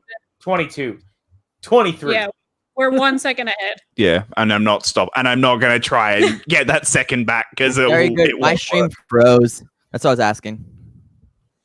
Are you still at the same point that we are? No, that's why I had to ask. No, in the movie? Or Mike did you have to Mike go ahead? K says, I'm going to guess that they've only been dating a year. And then Yeah, Kelly says, that feels about right. That it's only been about a year or so. yeah, and then Kelly says the way he rats them out immediately calls for backup. He loses me right here. Yeah, that's kind of what Pat was saying, though, where instead of like having a conversation and trying to like figure out what the heck's going on, he just immediately is like, I can't deal with this. Like, you guys are just causing trouble, and I'm not even gonna like. He treats them like any old kids when they are the sons of the woman he's dating. And I want to see that side first before he goes to, I'm a cop. Guys, go back home. Well, and this is, again, this whole sequence right here I love because this part's good. We start to see some of that Dio, Black Sabbath, Ozzy music come back to play when Barley decides that he's going to make the choice he's going to make. And can we talk about real quick? We haven't touched on it. This stuff with the van works so well that he built this thing from oblivion, essentially, to make it even run, and then he decides to sacrifice it. Yeah, this is the perfect version of not doing the list. This is set up without making. That's what I mean. Like, yeah, I think Barley is handled incredibly well in this movie. I think Barley is an incredible character. I don't like how they handle Ian. Okay, I like how Ian is handled well, but I don't think he's handled great. Whereas in Barley, I think he is handled great. They give him a character arc. He is given show, don't tell. You know everything that is going on in his mind, but right as it's happening, I like that. Whereas in Ian, they feel like they have to.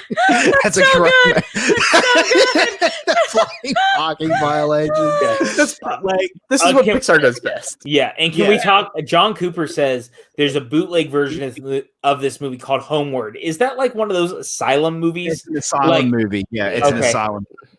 Okay, that's what I wanted to make sure. I assume it's the Asylum animated movies. I just wanted to. Yeah, it's and it's like Jacob, to your point, and kind of Evan, to your point earlier. Of this makes sense. Both of where they end up, the son really getting that emotion with them getting their conclusions that they do really set forth them on paths where you're like, oh, they have a chance to like really progress to be more fleshed out versions of the fun people that they are.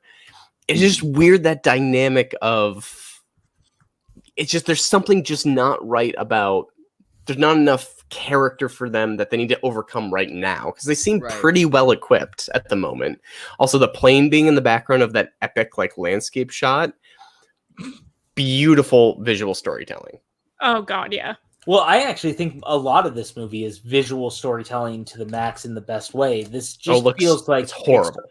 This is one of Pixar's most beautiful films, and we've come such a long way. Go back and rewatch Toy Story, and then look at a movie like this. Like it's so crazy. I mean, Toy Story, their first movie, yes, of course. If you go back and watch like Finding Nemo, or like even Incredibles. Toy Story is 25 years old, and this year it's 25 this year. And I don't, real quick, Jacob, to interrupt you, just because I don't want to make your ego any bigger, but Chris Lee says he completely agrees with you. About what? Oh, about Barley. Fair enough. Yes. Like, you go back and look at that animation. Like a lot of the animated films that from the CGI animated films from the 2000s and the late 90s, they don't hold up because their stories weren't great. You look at Toy Story, the animation doesn't hold up great, but the story is so powerful and so well written that you can see past the animation flaws. And you get 3 sequels that have as much resonance as they do. Yeah, I love this question. In the honor of the late Guinevere, what is the best movie van? This comes from Jonathan Peck. John, Mike K asks if the Mystery Machine counts. Yes, of course it does. I think it does. Yeah, and it's definitely up there for sure. It's definitely up there. And real quick, before we keep going on this, what's coming up is what I would use magic for, by the way. I'm not going to say what it is. Oh my God. I can still see that. I can still see that. Thanks, Taylor. Thank you. It's the perfect reason to do this movie of like, that's the only way. This is the perfect encapsulation of like a D&D campaign of, can I try this? And the DM's like, it should work. And you're like, there's no way. And it does. And you're okay. I guess that's what we're going That's with. what I'm saying. This is as close to a D&D story that we're gonna get until the actual movie comes out. I'm gonna say real quick though to the question that Jonathan Peck asked, because I like Jonathan Peck. Thank you, by the way, for the question. Is Fanboys. Fanboys has a great van. What are good vans? God, I have not seen Fanboys in so long. Look at that Cheeto, you guys. Look at that giant Cheeto that they created with magic. That is their what pants magic is used and their for. shirts would Perfect. be like covered in dust. I don't care. Oh yeah. Look at that giant Cheeto. That is what you use magic for. Mystery Inc.'s a pretty great van. Mystery Everything Inc. else that's is the- coming to my Like, mind trying to is think a of bad another one van. that's better. I feel like Mystery Inc. is the obvious answer. I think that is the answer. Like, I think the Mystery Inc. van is the answer. Ant-Man van that has the time machine. Oh, in it, yeah. it's pretty That good. one's That's Pretty cool. good. That's good, man. Wait, guys, I got it. Jacob, this one's your favorite. The loaded diaper. What? I know that reference. Where do I know that from? Now everyone won't be kid, baby. Can we also talk about, we haven't actually touched on this, that the mom had no idea that Ian had become Barley, essentially, in this situation. And the whole conversation she has earlier in the film works so well, where she's learning that Barley's actually, becoming more of a strong person on his own. And then that Barley convinced the fairies to fly. I love that. Well, it's the fact that, and I'll spoil it now, that the fact that she's not angry at the end and sees the value of what he's learned over the journey, Right. really overcoming any frustration she has, kind of shows what a good mom she is, because, I think a the good parent. The mom character is handled so well in this. Yeah. Like, it could have been so easy for them to make her.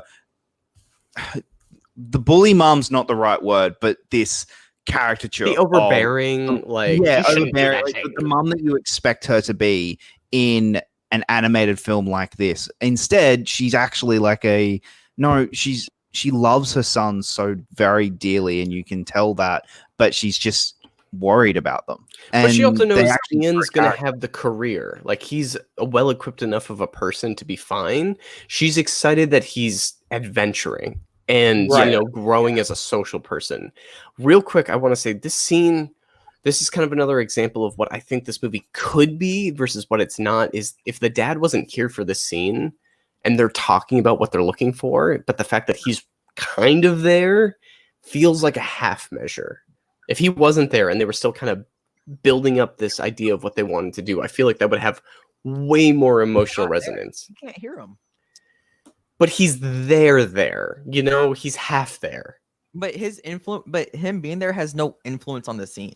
And that's what I have a problem with. To talk about it. Rather than the fact that Barley's now comfortable to talk about it, Dad's influence has and that's why I wish Dad was back at the house. I think if Dad's back at the house, maybe it works better. That moment at the end, and I'll be more specific, but that moment for Ian when he has that, I feel like is so much more if he isn't constantly seeing part of his dad throughout the movie. Yeah, I agree with you there. Okay, I'm going to interrupt this moment for a van list.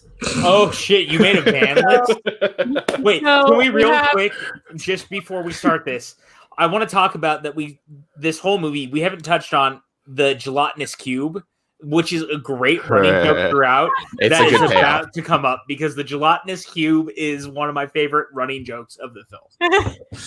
Now continue with the van list. Okay, we have the yellow VW Little Miss Sunshine van.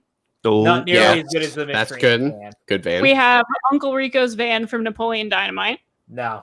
Haven't seen it. Oh, fuck, yeah. We have Spicoli's smoke van from Fast Times at Ridgemont High. Goddamn right. Haven't seen Jimmy it. Buffett has a song in that movie. Jack Black's van from School of Rock.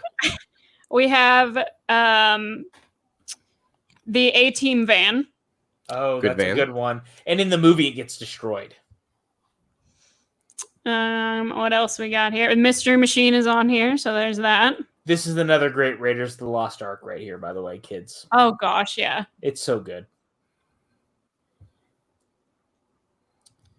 Also, great character growth here. Yeah, him saving Barley is a huge move, but also using Barley as This is the Indiana Jones moment, PJ, of him Yes. pulling the. It's all. a moment. And also using him as a bridge is really funny to me.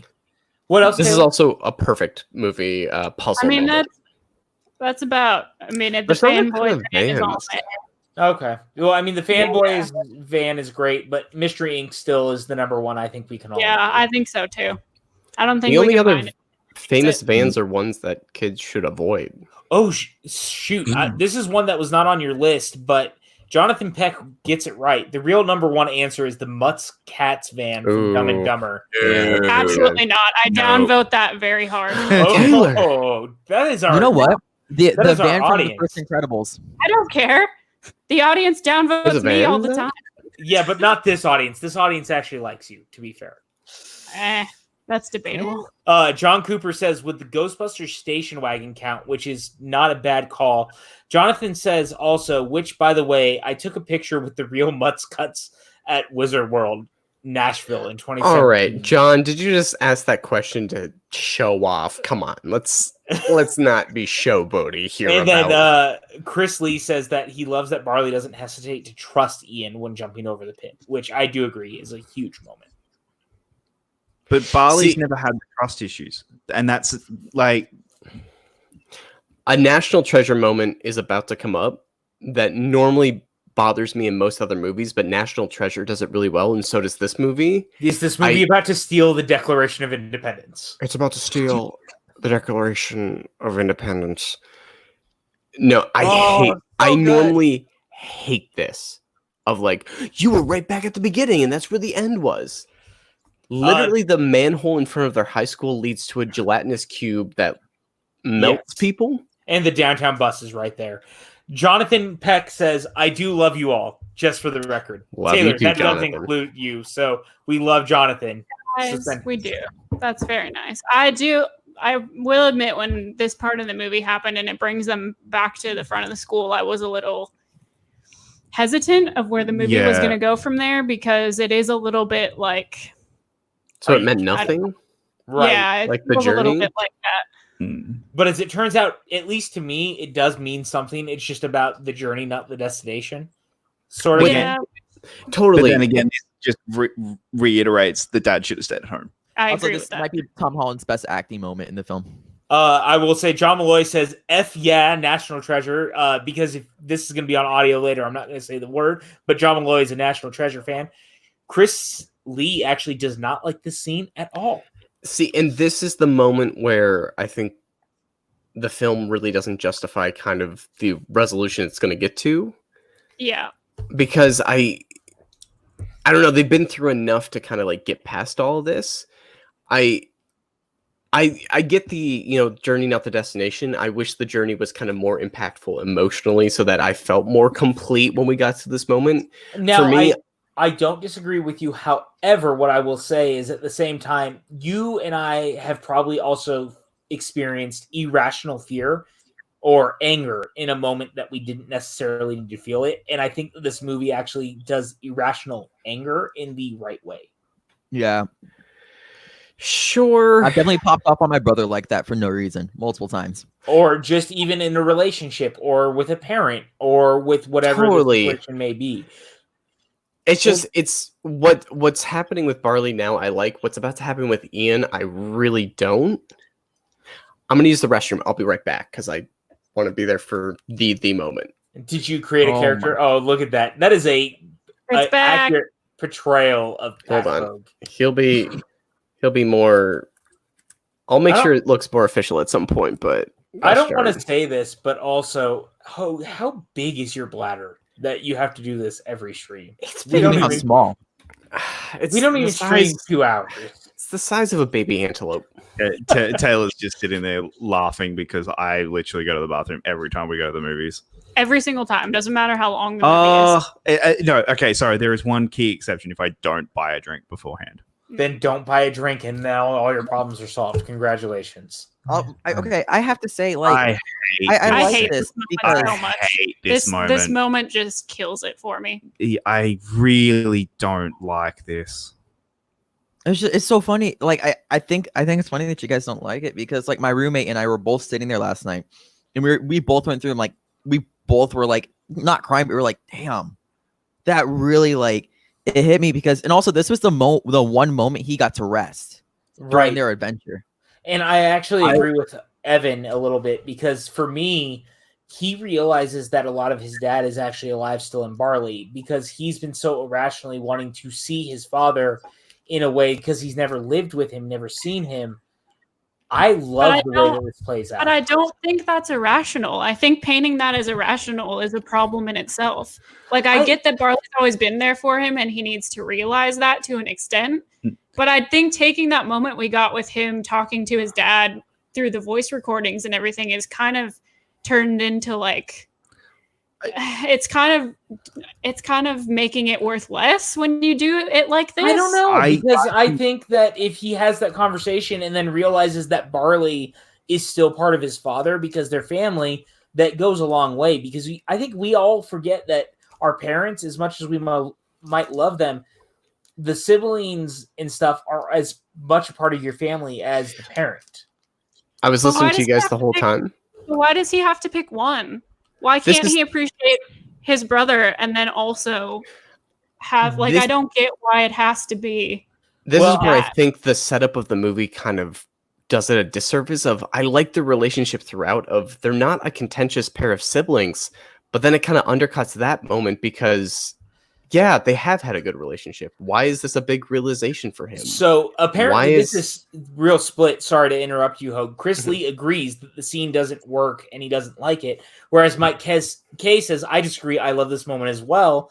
And then Ronnie Weiss said, hi, guys. I just discovered you. Is the guy on the bottom left fake? Why is he a cartoon character? I mean... you gotta figure out for yourself, Ronnie. Here, PJ, I think you came up with a really good point that I think the film is trying to get at, but I don't know if it does enough to like justify. Is that having Barley remind him of, he kind of did get to have a life with his father because of what he imparted to Barley, but I think he died too young in Barley's life to really impart too much of his personality into him, and I don't know if they've done enough to really show that parallel between Barley, but I like that idea a lot, and I don't disagree with you. And I would say, though, we talk about with family members especially a lot all the time how much of your dad is in you, how much of your mom might be in you, and I think that that's what the movie's trying to bring home, is that even if you don't necessarily know them, I do like that. I do think that's funny. Also, Ronnie Weiss, if you just discovered us, number one, thank you for being here, and then also, can you please like and subscribe to the channel? Because if you're here, that's a great thing to do, because we would love to have you on the next watch along that we have, which is coming up on Friday, which we'll talk about in a little bit. Why is the kid on the bottom left eating packing peanuts? It's popcorn. It's popcorn. Wait, is it flipped? Just what's being recorded? I don't know. Let me look. I'm curious. No, it's not. It's not at all. I'm not eating packing peanuts. All right, just going back to that moment with the... Shout out Ronnie Weiss, who just subscribed, by the way. Ronnie Weiss just subscribed to the channel, so we're doing okay. Just going back to that moment, though, how I think that scene may have been more powerful is if he's at home listening to the tape again and we get the same montage. See, that's good. That may have been, and he's talking to his dad again, but we get the scenes. Yeah, it's also may have been more powerful. It's also the visual of he's describing kind of the life he wanted with his father, comes to this big emotional resolution, and then runs away by literally dragging his dad by a leash to follow him. It just feels like, no, he's right there. Like, that's who you want. But I think he's also discovering that some of what was in his father is actually in Barley. Again, because we run into people in our lives who say that stuff to us.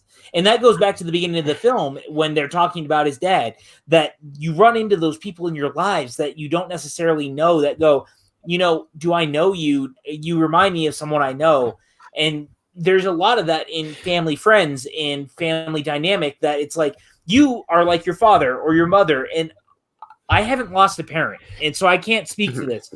But if you lost a parent before you even knew the parent, is there this idea that the parent that is still around, or the family that's still around, or the friends that are still around, see a part of you in that sphere, and that's what that reminds me of. Do you know what's the character change I would make is Ian not having the confidence in Barley to truly, like, he would obviously want his dad to come back, but like the fact that they're on an adventure kind of overshadowing the importance of what they're doing, and the fact that he's just this D&D kind of freak that just like loves this sense of adventure, and Barley throughout always imparting the sense of, I haven't met my dad, and that's kind of what I'm repressing through the sense of just childhood wonder because I'm living in that moment. And there's more of a, oh, you have as much, if not more, importance and stake in this than I do. And I don't think that balance is done well there. So John Malloy says, could they pop up near the house and have the battle near the house instead of the school? Would that change anything for you guys?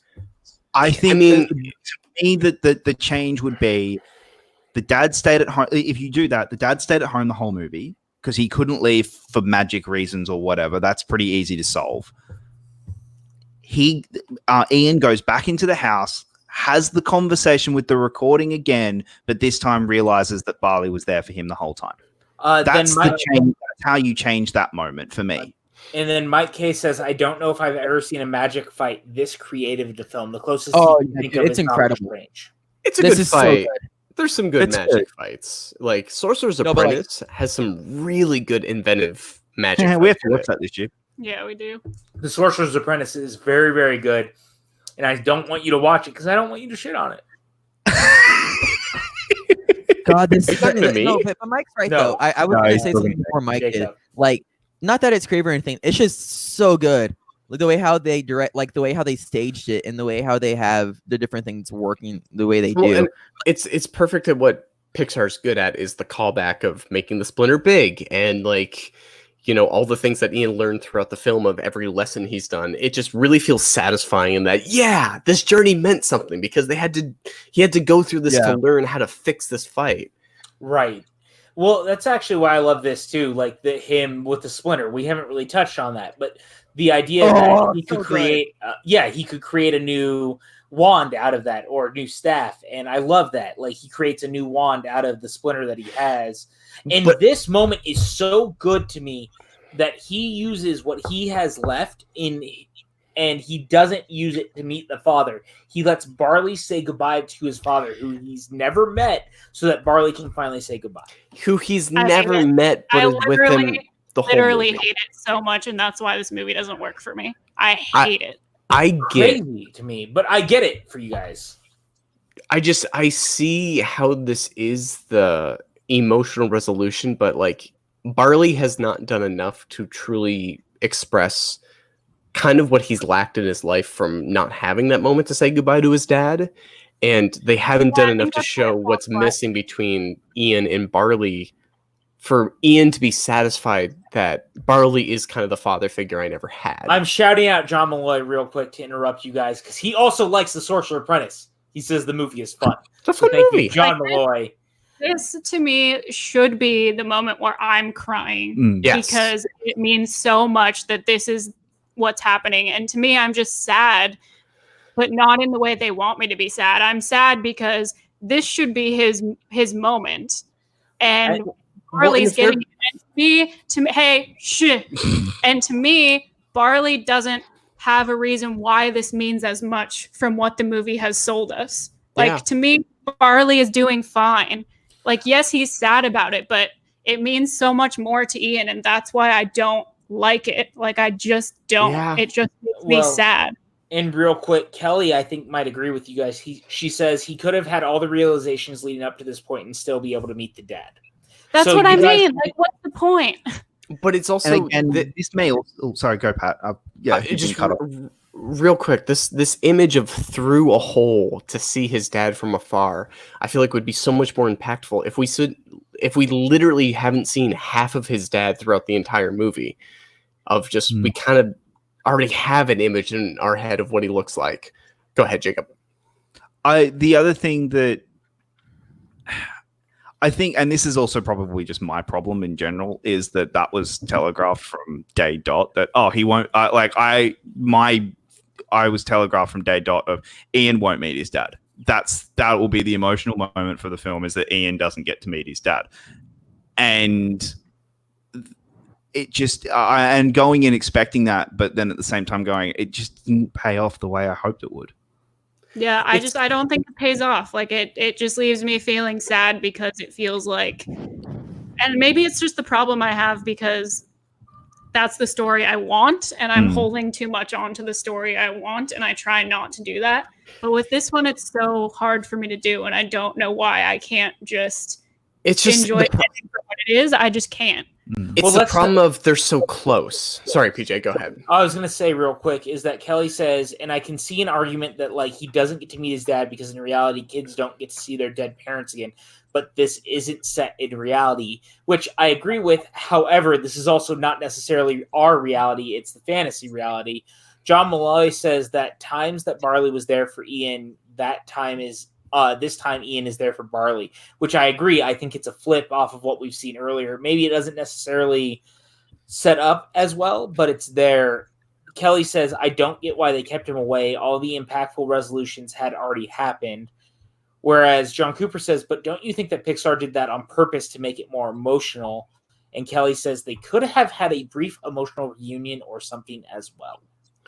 And I get like the problem, but that's my problem. I'm not feeling emotional about any of this. Like I'm watching it going, okay, yay, that was a fun adventure, but I'm not like, that's not making me cry. And it's very, very easy, Jacob will tell you, to make me cry with a movie.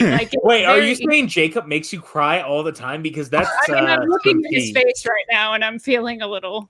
It's the problem is I can see how they think it's going to be clever before they think it's going to be emotional of, oh, he doesn't get to meet him, his brother does, and that's the emotional resolution. And cool, but don't have the whole movie have them be okay throughout it so that I think that you're right there. more. We didn't get to see enough from at the start of Barley having that issue. I didn't get to say goodbye to my dad. When earlier in the say, hey, at least you met dad. Yeah, he kind of plays it off like, yeah, I met dad. Dad was cool, and I am well adjusted and fine. Real quick, can we talk about how magnificent that hair is? It was running over. Bad hair. It's beautiful. Beautiful. Whereas I think what we should have gotten is him saying, like, we should have been able to see that there was pain there earlier in the film, not in the third act moment where they're opening up. It should have been earlier in the film of, hey, no, I do have pain that I didn't get to say goodbye. And real quick, been Barley saying, hey, I wish I say goodbye. Can we also talk about the fact that the license plate is literally Guinevere 2, which what's up, Evan? And it flies because this is Back to the Future. I think the issue that and it just could be like literally just we all see the movies super differently, but like I think it really works because at this point in time we really did see, like, you could argue from what we saw Barley at one of his lowest points. He was still worrying about this magic game during his gap year while it was his brother's birthday, and that wasn't what was the most important thing to him at the time. And like you could see in the line the mom says, this is the longest gap year ever. Just like there was a lot there to break down, and you could say it was too much to assume, but you could obviously, like, personally I could see that like Barley was not really in the best mindset, and it could have been for that reason. But that's not very connected to his dad. They're not showing you or telling you that that's why he's in a bad place. Like, if they want it to be that's why it's the longest gap year ever, show us that. And Taylor, to your point, I think Kelly says, I feel like the emotional resolution was when Ian figured out how pivotal his relationship with Barley was, which is why he had Barley and all these things he desired from his dad. But then everything after that didn't wrap up well for her. Like, it just didn't land as strongly as that moment. That's the problem of, and like, Evan, what you're talking about, I really agree with. When the film is, I want to believe it's that subtle and it's that setting up that conflict, but then it shows with Ian, him having a literal list of character goals for him to progress. And so it's when you're so obvious with one person. So you want them to have the emotional resolution to meet their dad, kind of get that image in their head of what they want. And then the other person just kind of feels thrown to the side.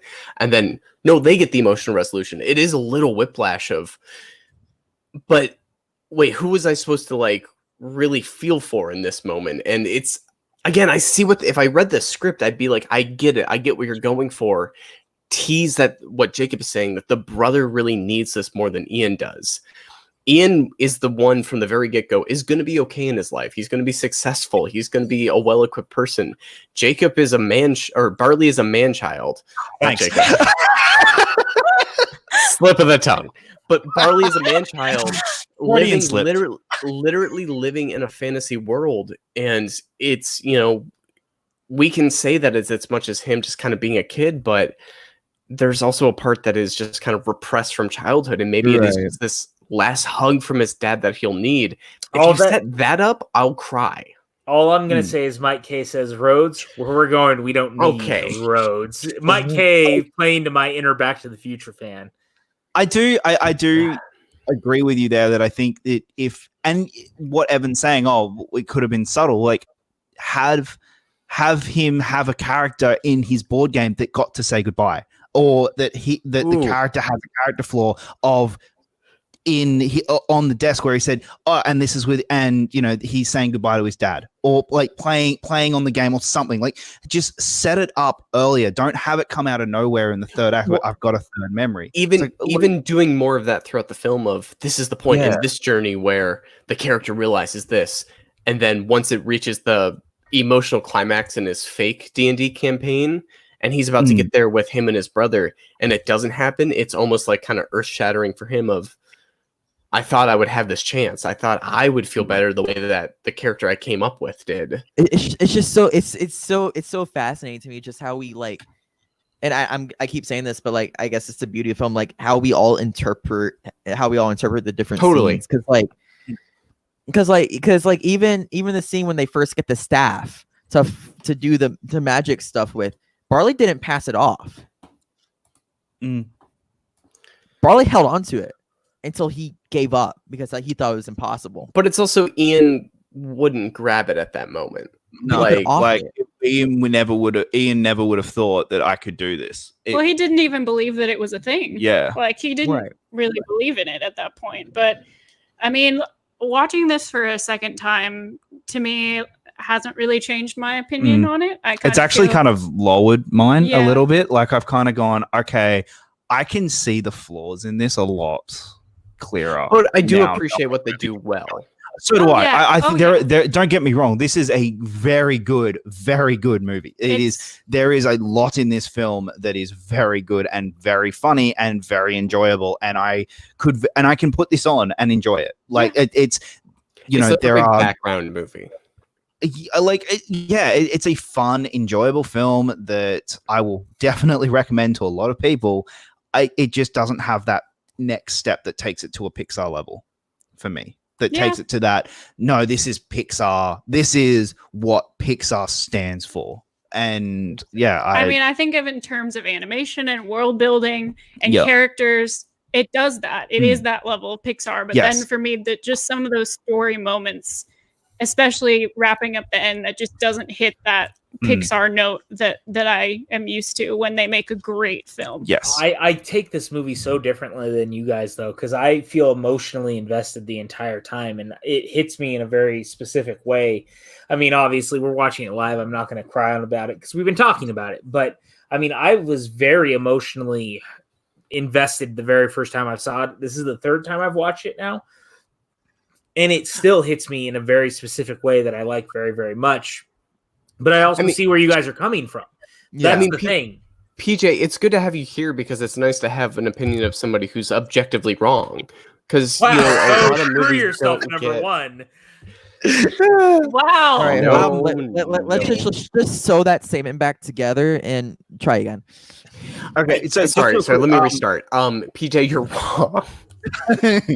What is everyone's opinion on his other Pixar film, though? Because that can come into it as well. His other one is Monsters University, which was his directorial effort.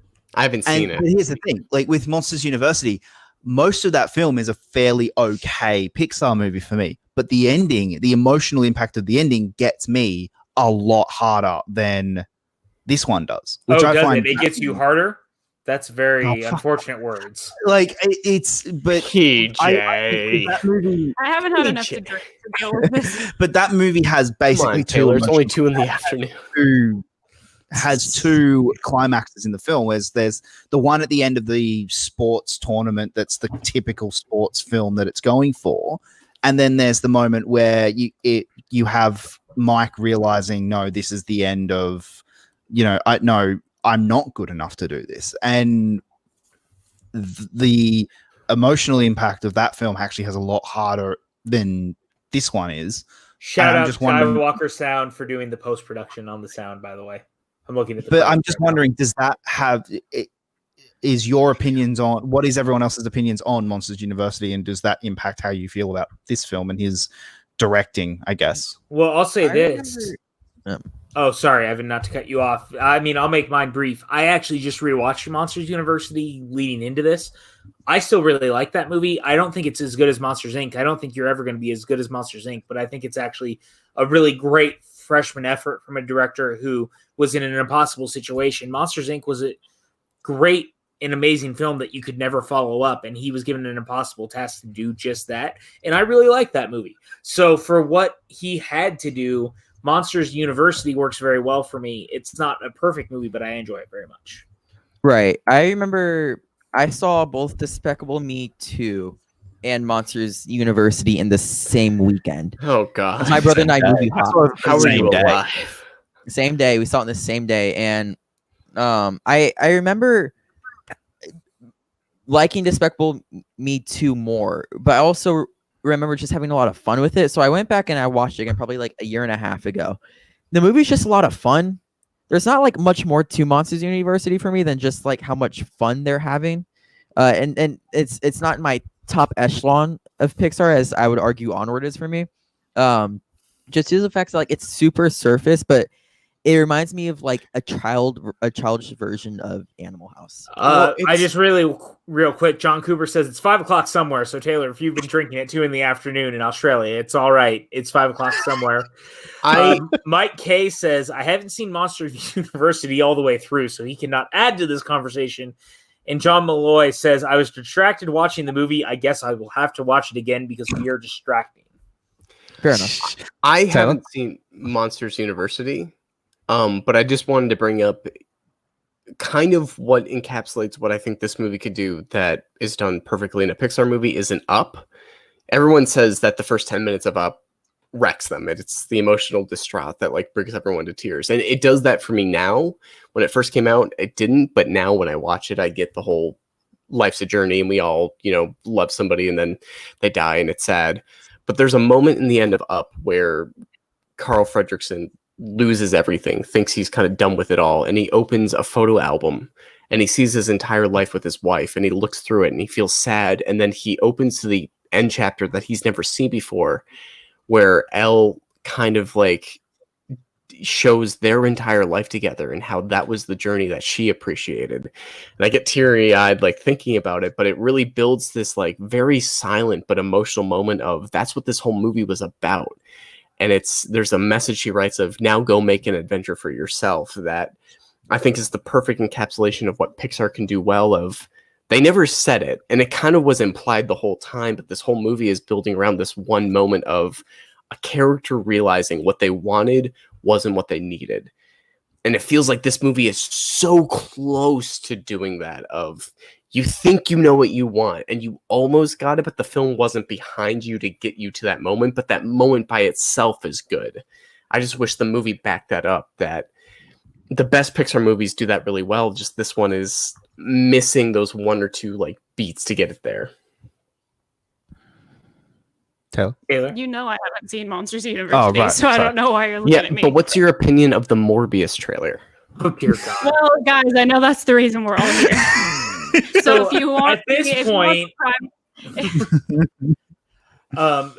Disney Plus is trying to get me to watch Toy Story 4 again right now, which I'm not going to do. I'm turning off my iPad so we can talk.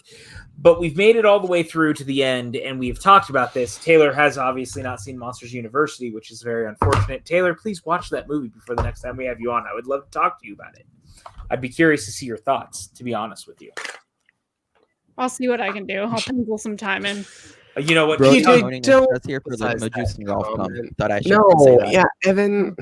Evan, I avoided that for a reason, actually. Shout out to Family Game Night last Saturday. Great John time. Cooper says he has to agree with Pat. When I first watched Up in theaters, I didn't cry within the first 10 minutes, but when I rewatched it, and I was much older, it felt much more emotional after watching it. So great. Thank you, John Cooper, for giving Hogue a bigger ego than he already needed. That's what the best Pixar movies do, is that in every stage of your life, you get a new aspect and perspective to see it behind that feels just as genuine than the first time you saw it. And this one, I don't know how much kind of impact it will have for me if I watch it 5 years from now. That's fair, That's and fair. I can get behind that. And I will So say I'm that- right. Everybody, I'm right. No, Thank I'm not going you. to say you're right, Thank but you're you. allowed to have your opinion on the I'm situation. good. But what I will say, Cut if the we're feed. talking about that, we have some announcements to make on top of it. We obviously talked about a little bit that obviously, if you haven't seen it already, check out yesterday's episode of the PJ Campbell Show. Guys can find it on the same channel.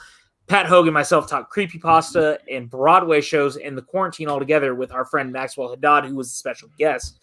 That was a fun Friday show. night, we are going to be doing Tremors, the watch along. You guys voted. It happened. We're making it happen. Kevin Smets of the Movie Trivia Schmodown is going to be watching with us, which I'm very, very excited about. I love this movie. Hogue, this is one of your favorite films. It's Isn't it? in my top 5 favorite movies. And I will say, not knowing this rewatch was coming up, I watched this movie again recently with my roommates to kind of introduce it to them. And I'm just as excited to watch this again because it just reminded me how much of a perfect kind of movie this is. And I have a lot of thoughts and a lot of enthusiasm. PJ, what did this win by? What was the vote for this? It won by a good Also- 11 or 12%. It beat Shazam, which I was shocked about. Wow. And I know that to Taylor's point, Taylor really wanted Shazam to win. So Hold on. The Tremors graphic is still up. yeah, I know. I did that on purpose. Oh, I thought But that was a there's Taylor. mistake, Hi, and I Taylor. just doubted you. Well, That's I mean, my I'm problem. not gonna blame anyone, but I will not be on the next watch along since it is not Shazam. So that's all I have to say about that. We're sad that you won't be there, but I am excited. We're gonna call this a birthday present to Kevin Smets. If you haven't said happy birthday to Kevin Smets, today is Kevin Smets' birthday. So head over to his Twitter account and say happy birthday to Kevin Smets. Wednesday, for the first time ever, Evan Degraff will be premiering his first show, which is Famous Last Words, where, for whatever reason, I am going to be a special guest with Evan, where we talk about all the things that he wants to talk about. I don't know what's going to happen. So Let me just jump in here. Famous Last Words, better known as, I'm kidding. It's gonna be a show where we kind of just talk about someone's life and how they got to the place where they got to. Like, why is PJ now making a YouTube channel? Like, why would he do such a thing? Because but- it's a quarantine, Evan, and we had a lot else not going on. Okay, excuse me. Let me get through my point first. And practically, it's just it's really just a conversation. There's a lot of untold stories in this community specifically. PJ's one of them, which is why he's the first guest. And yes, it's his channel, so it'd be a good introduction. But I've been wanting to do this show for a while. Pat and I talked about it for a while. Just didn't have the platform, but now we do. So make sure you guys tune in. It's gonna be Wednesday. I'm looking at about 10 EST, 7 PST. Yeah, we're trying to keep everything pretty much on schedule, which is what I was going to say real quick also with Tremors, 7 p.m. PST, 10 p.m. EST for the Tremors watch along. But yeah, be there. I'm really excited to start up the show. It's gonna be super laid back, and probably there'll be some chances to ask PJ about literally anything outside of maybe a few topics, and because it'd be good to get to know us a little bit better. Because right now we just talk about movies. That's about it. Awesome, which is great, and I'm very excited about that. But next Monday night, you guys are probably wondering what we are going to be doing. Every Monday night, we try to do an animated film. Obviously, last week we had our film. This week we're doing Onward. We did Frozen 2 last week.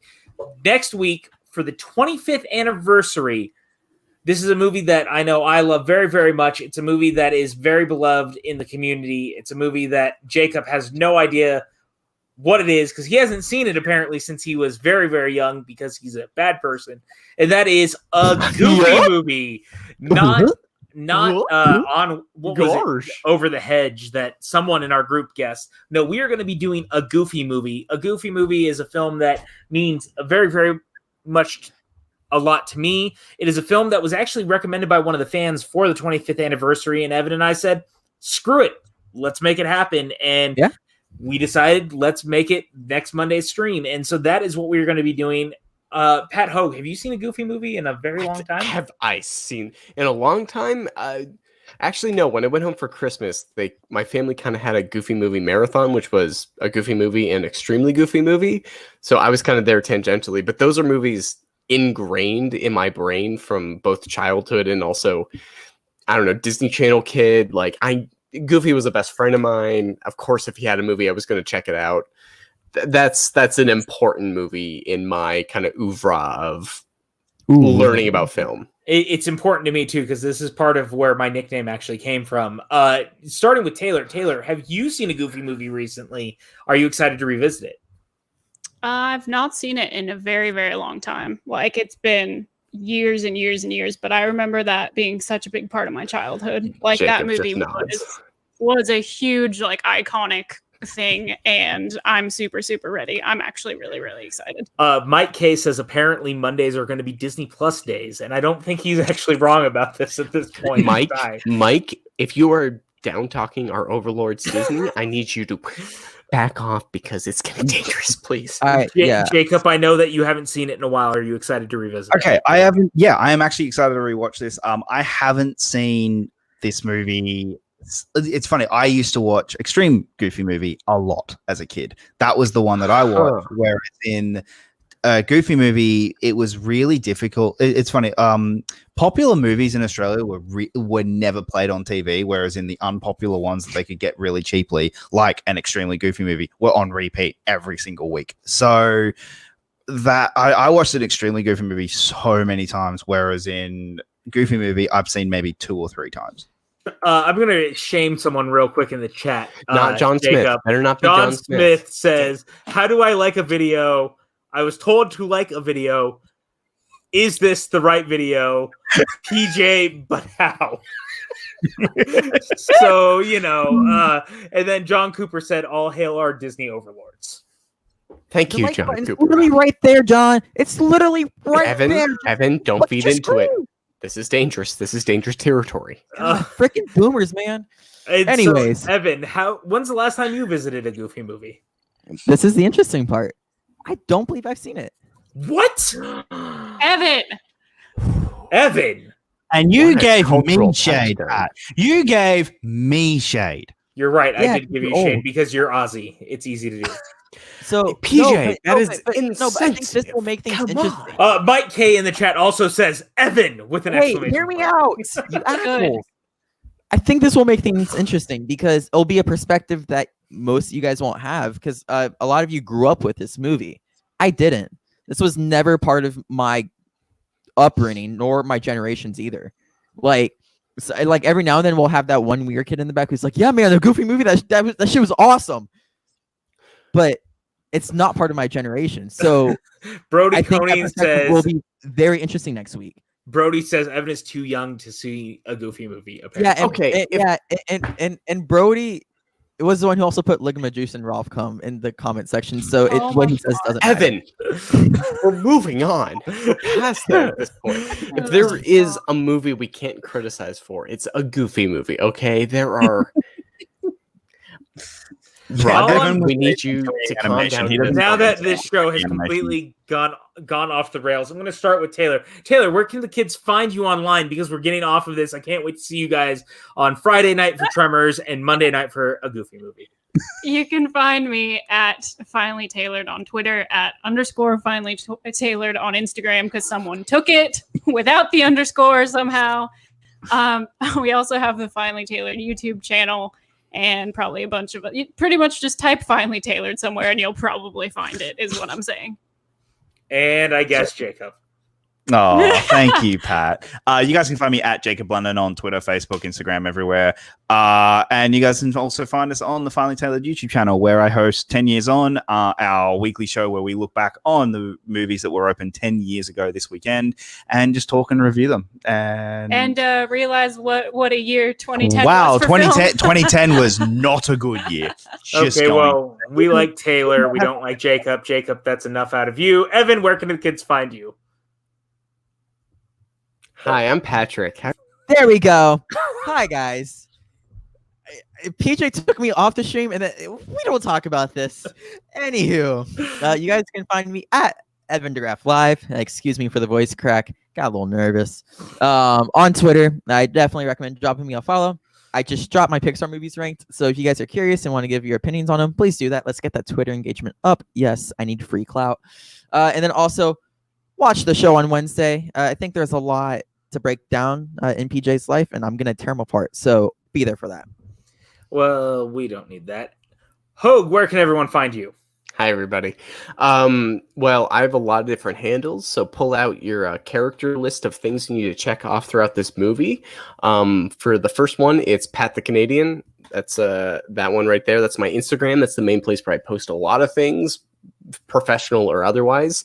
My Twitter is Hogue_filmmaker, but I don't tweet, so I don't know what that means. Go to my Vimeo page. That's where I post all my short films. I'm a filmmaker. Type in Patrick Hogue.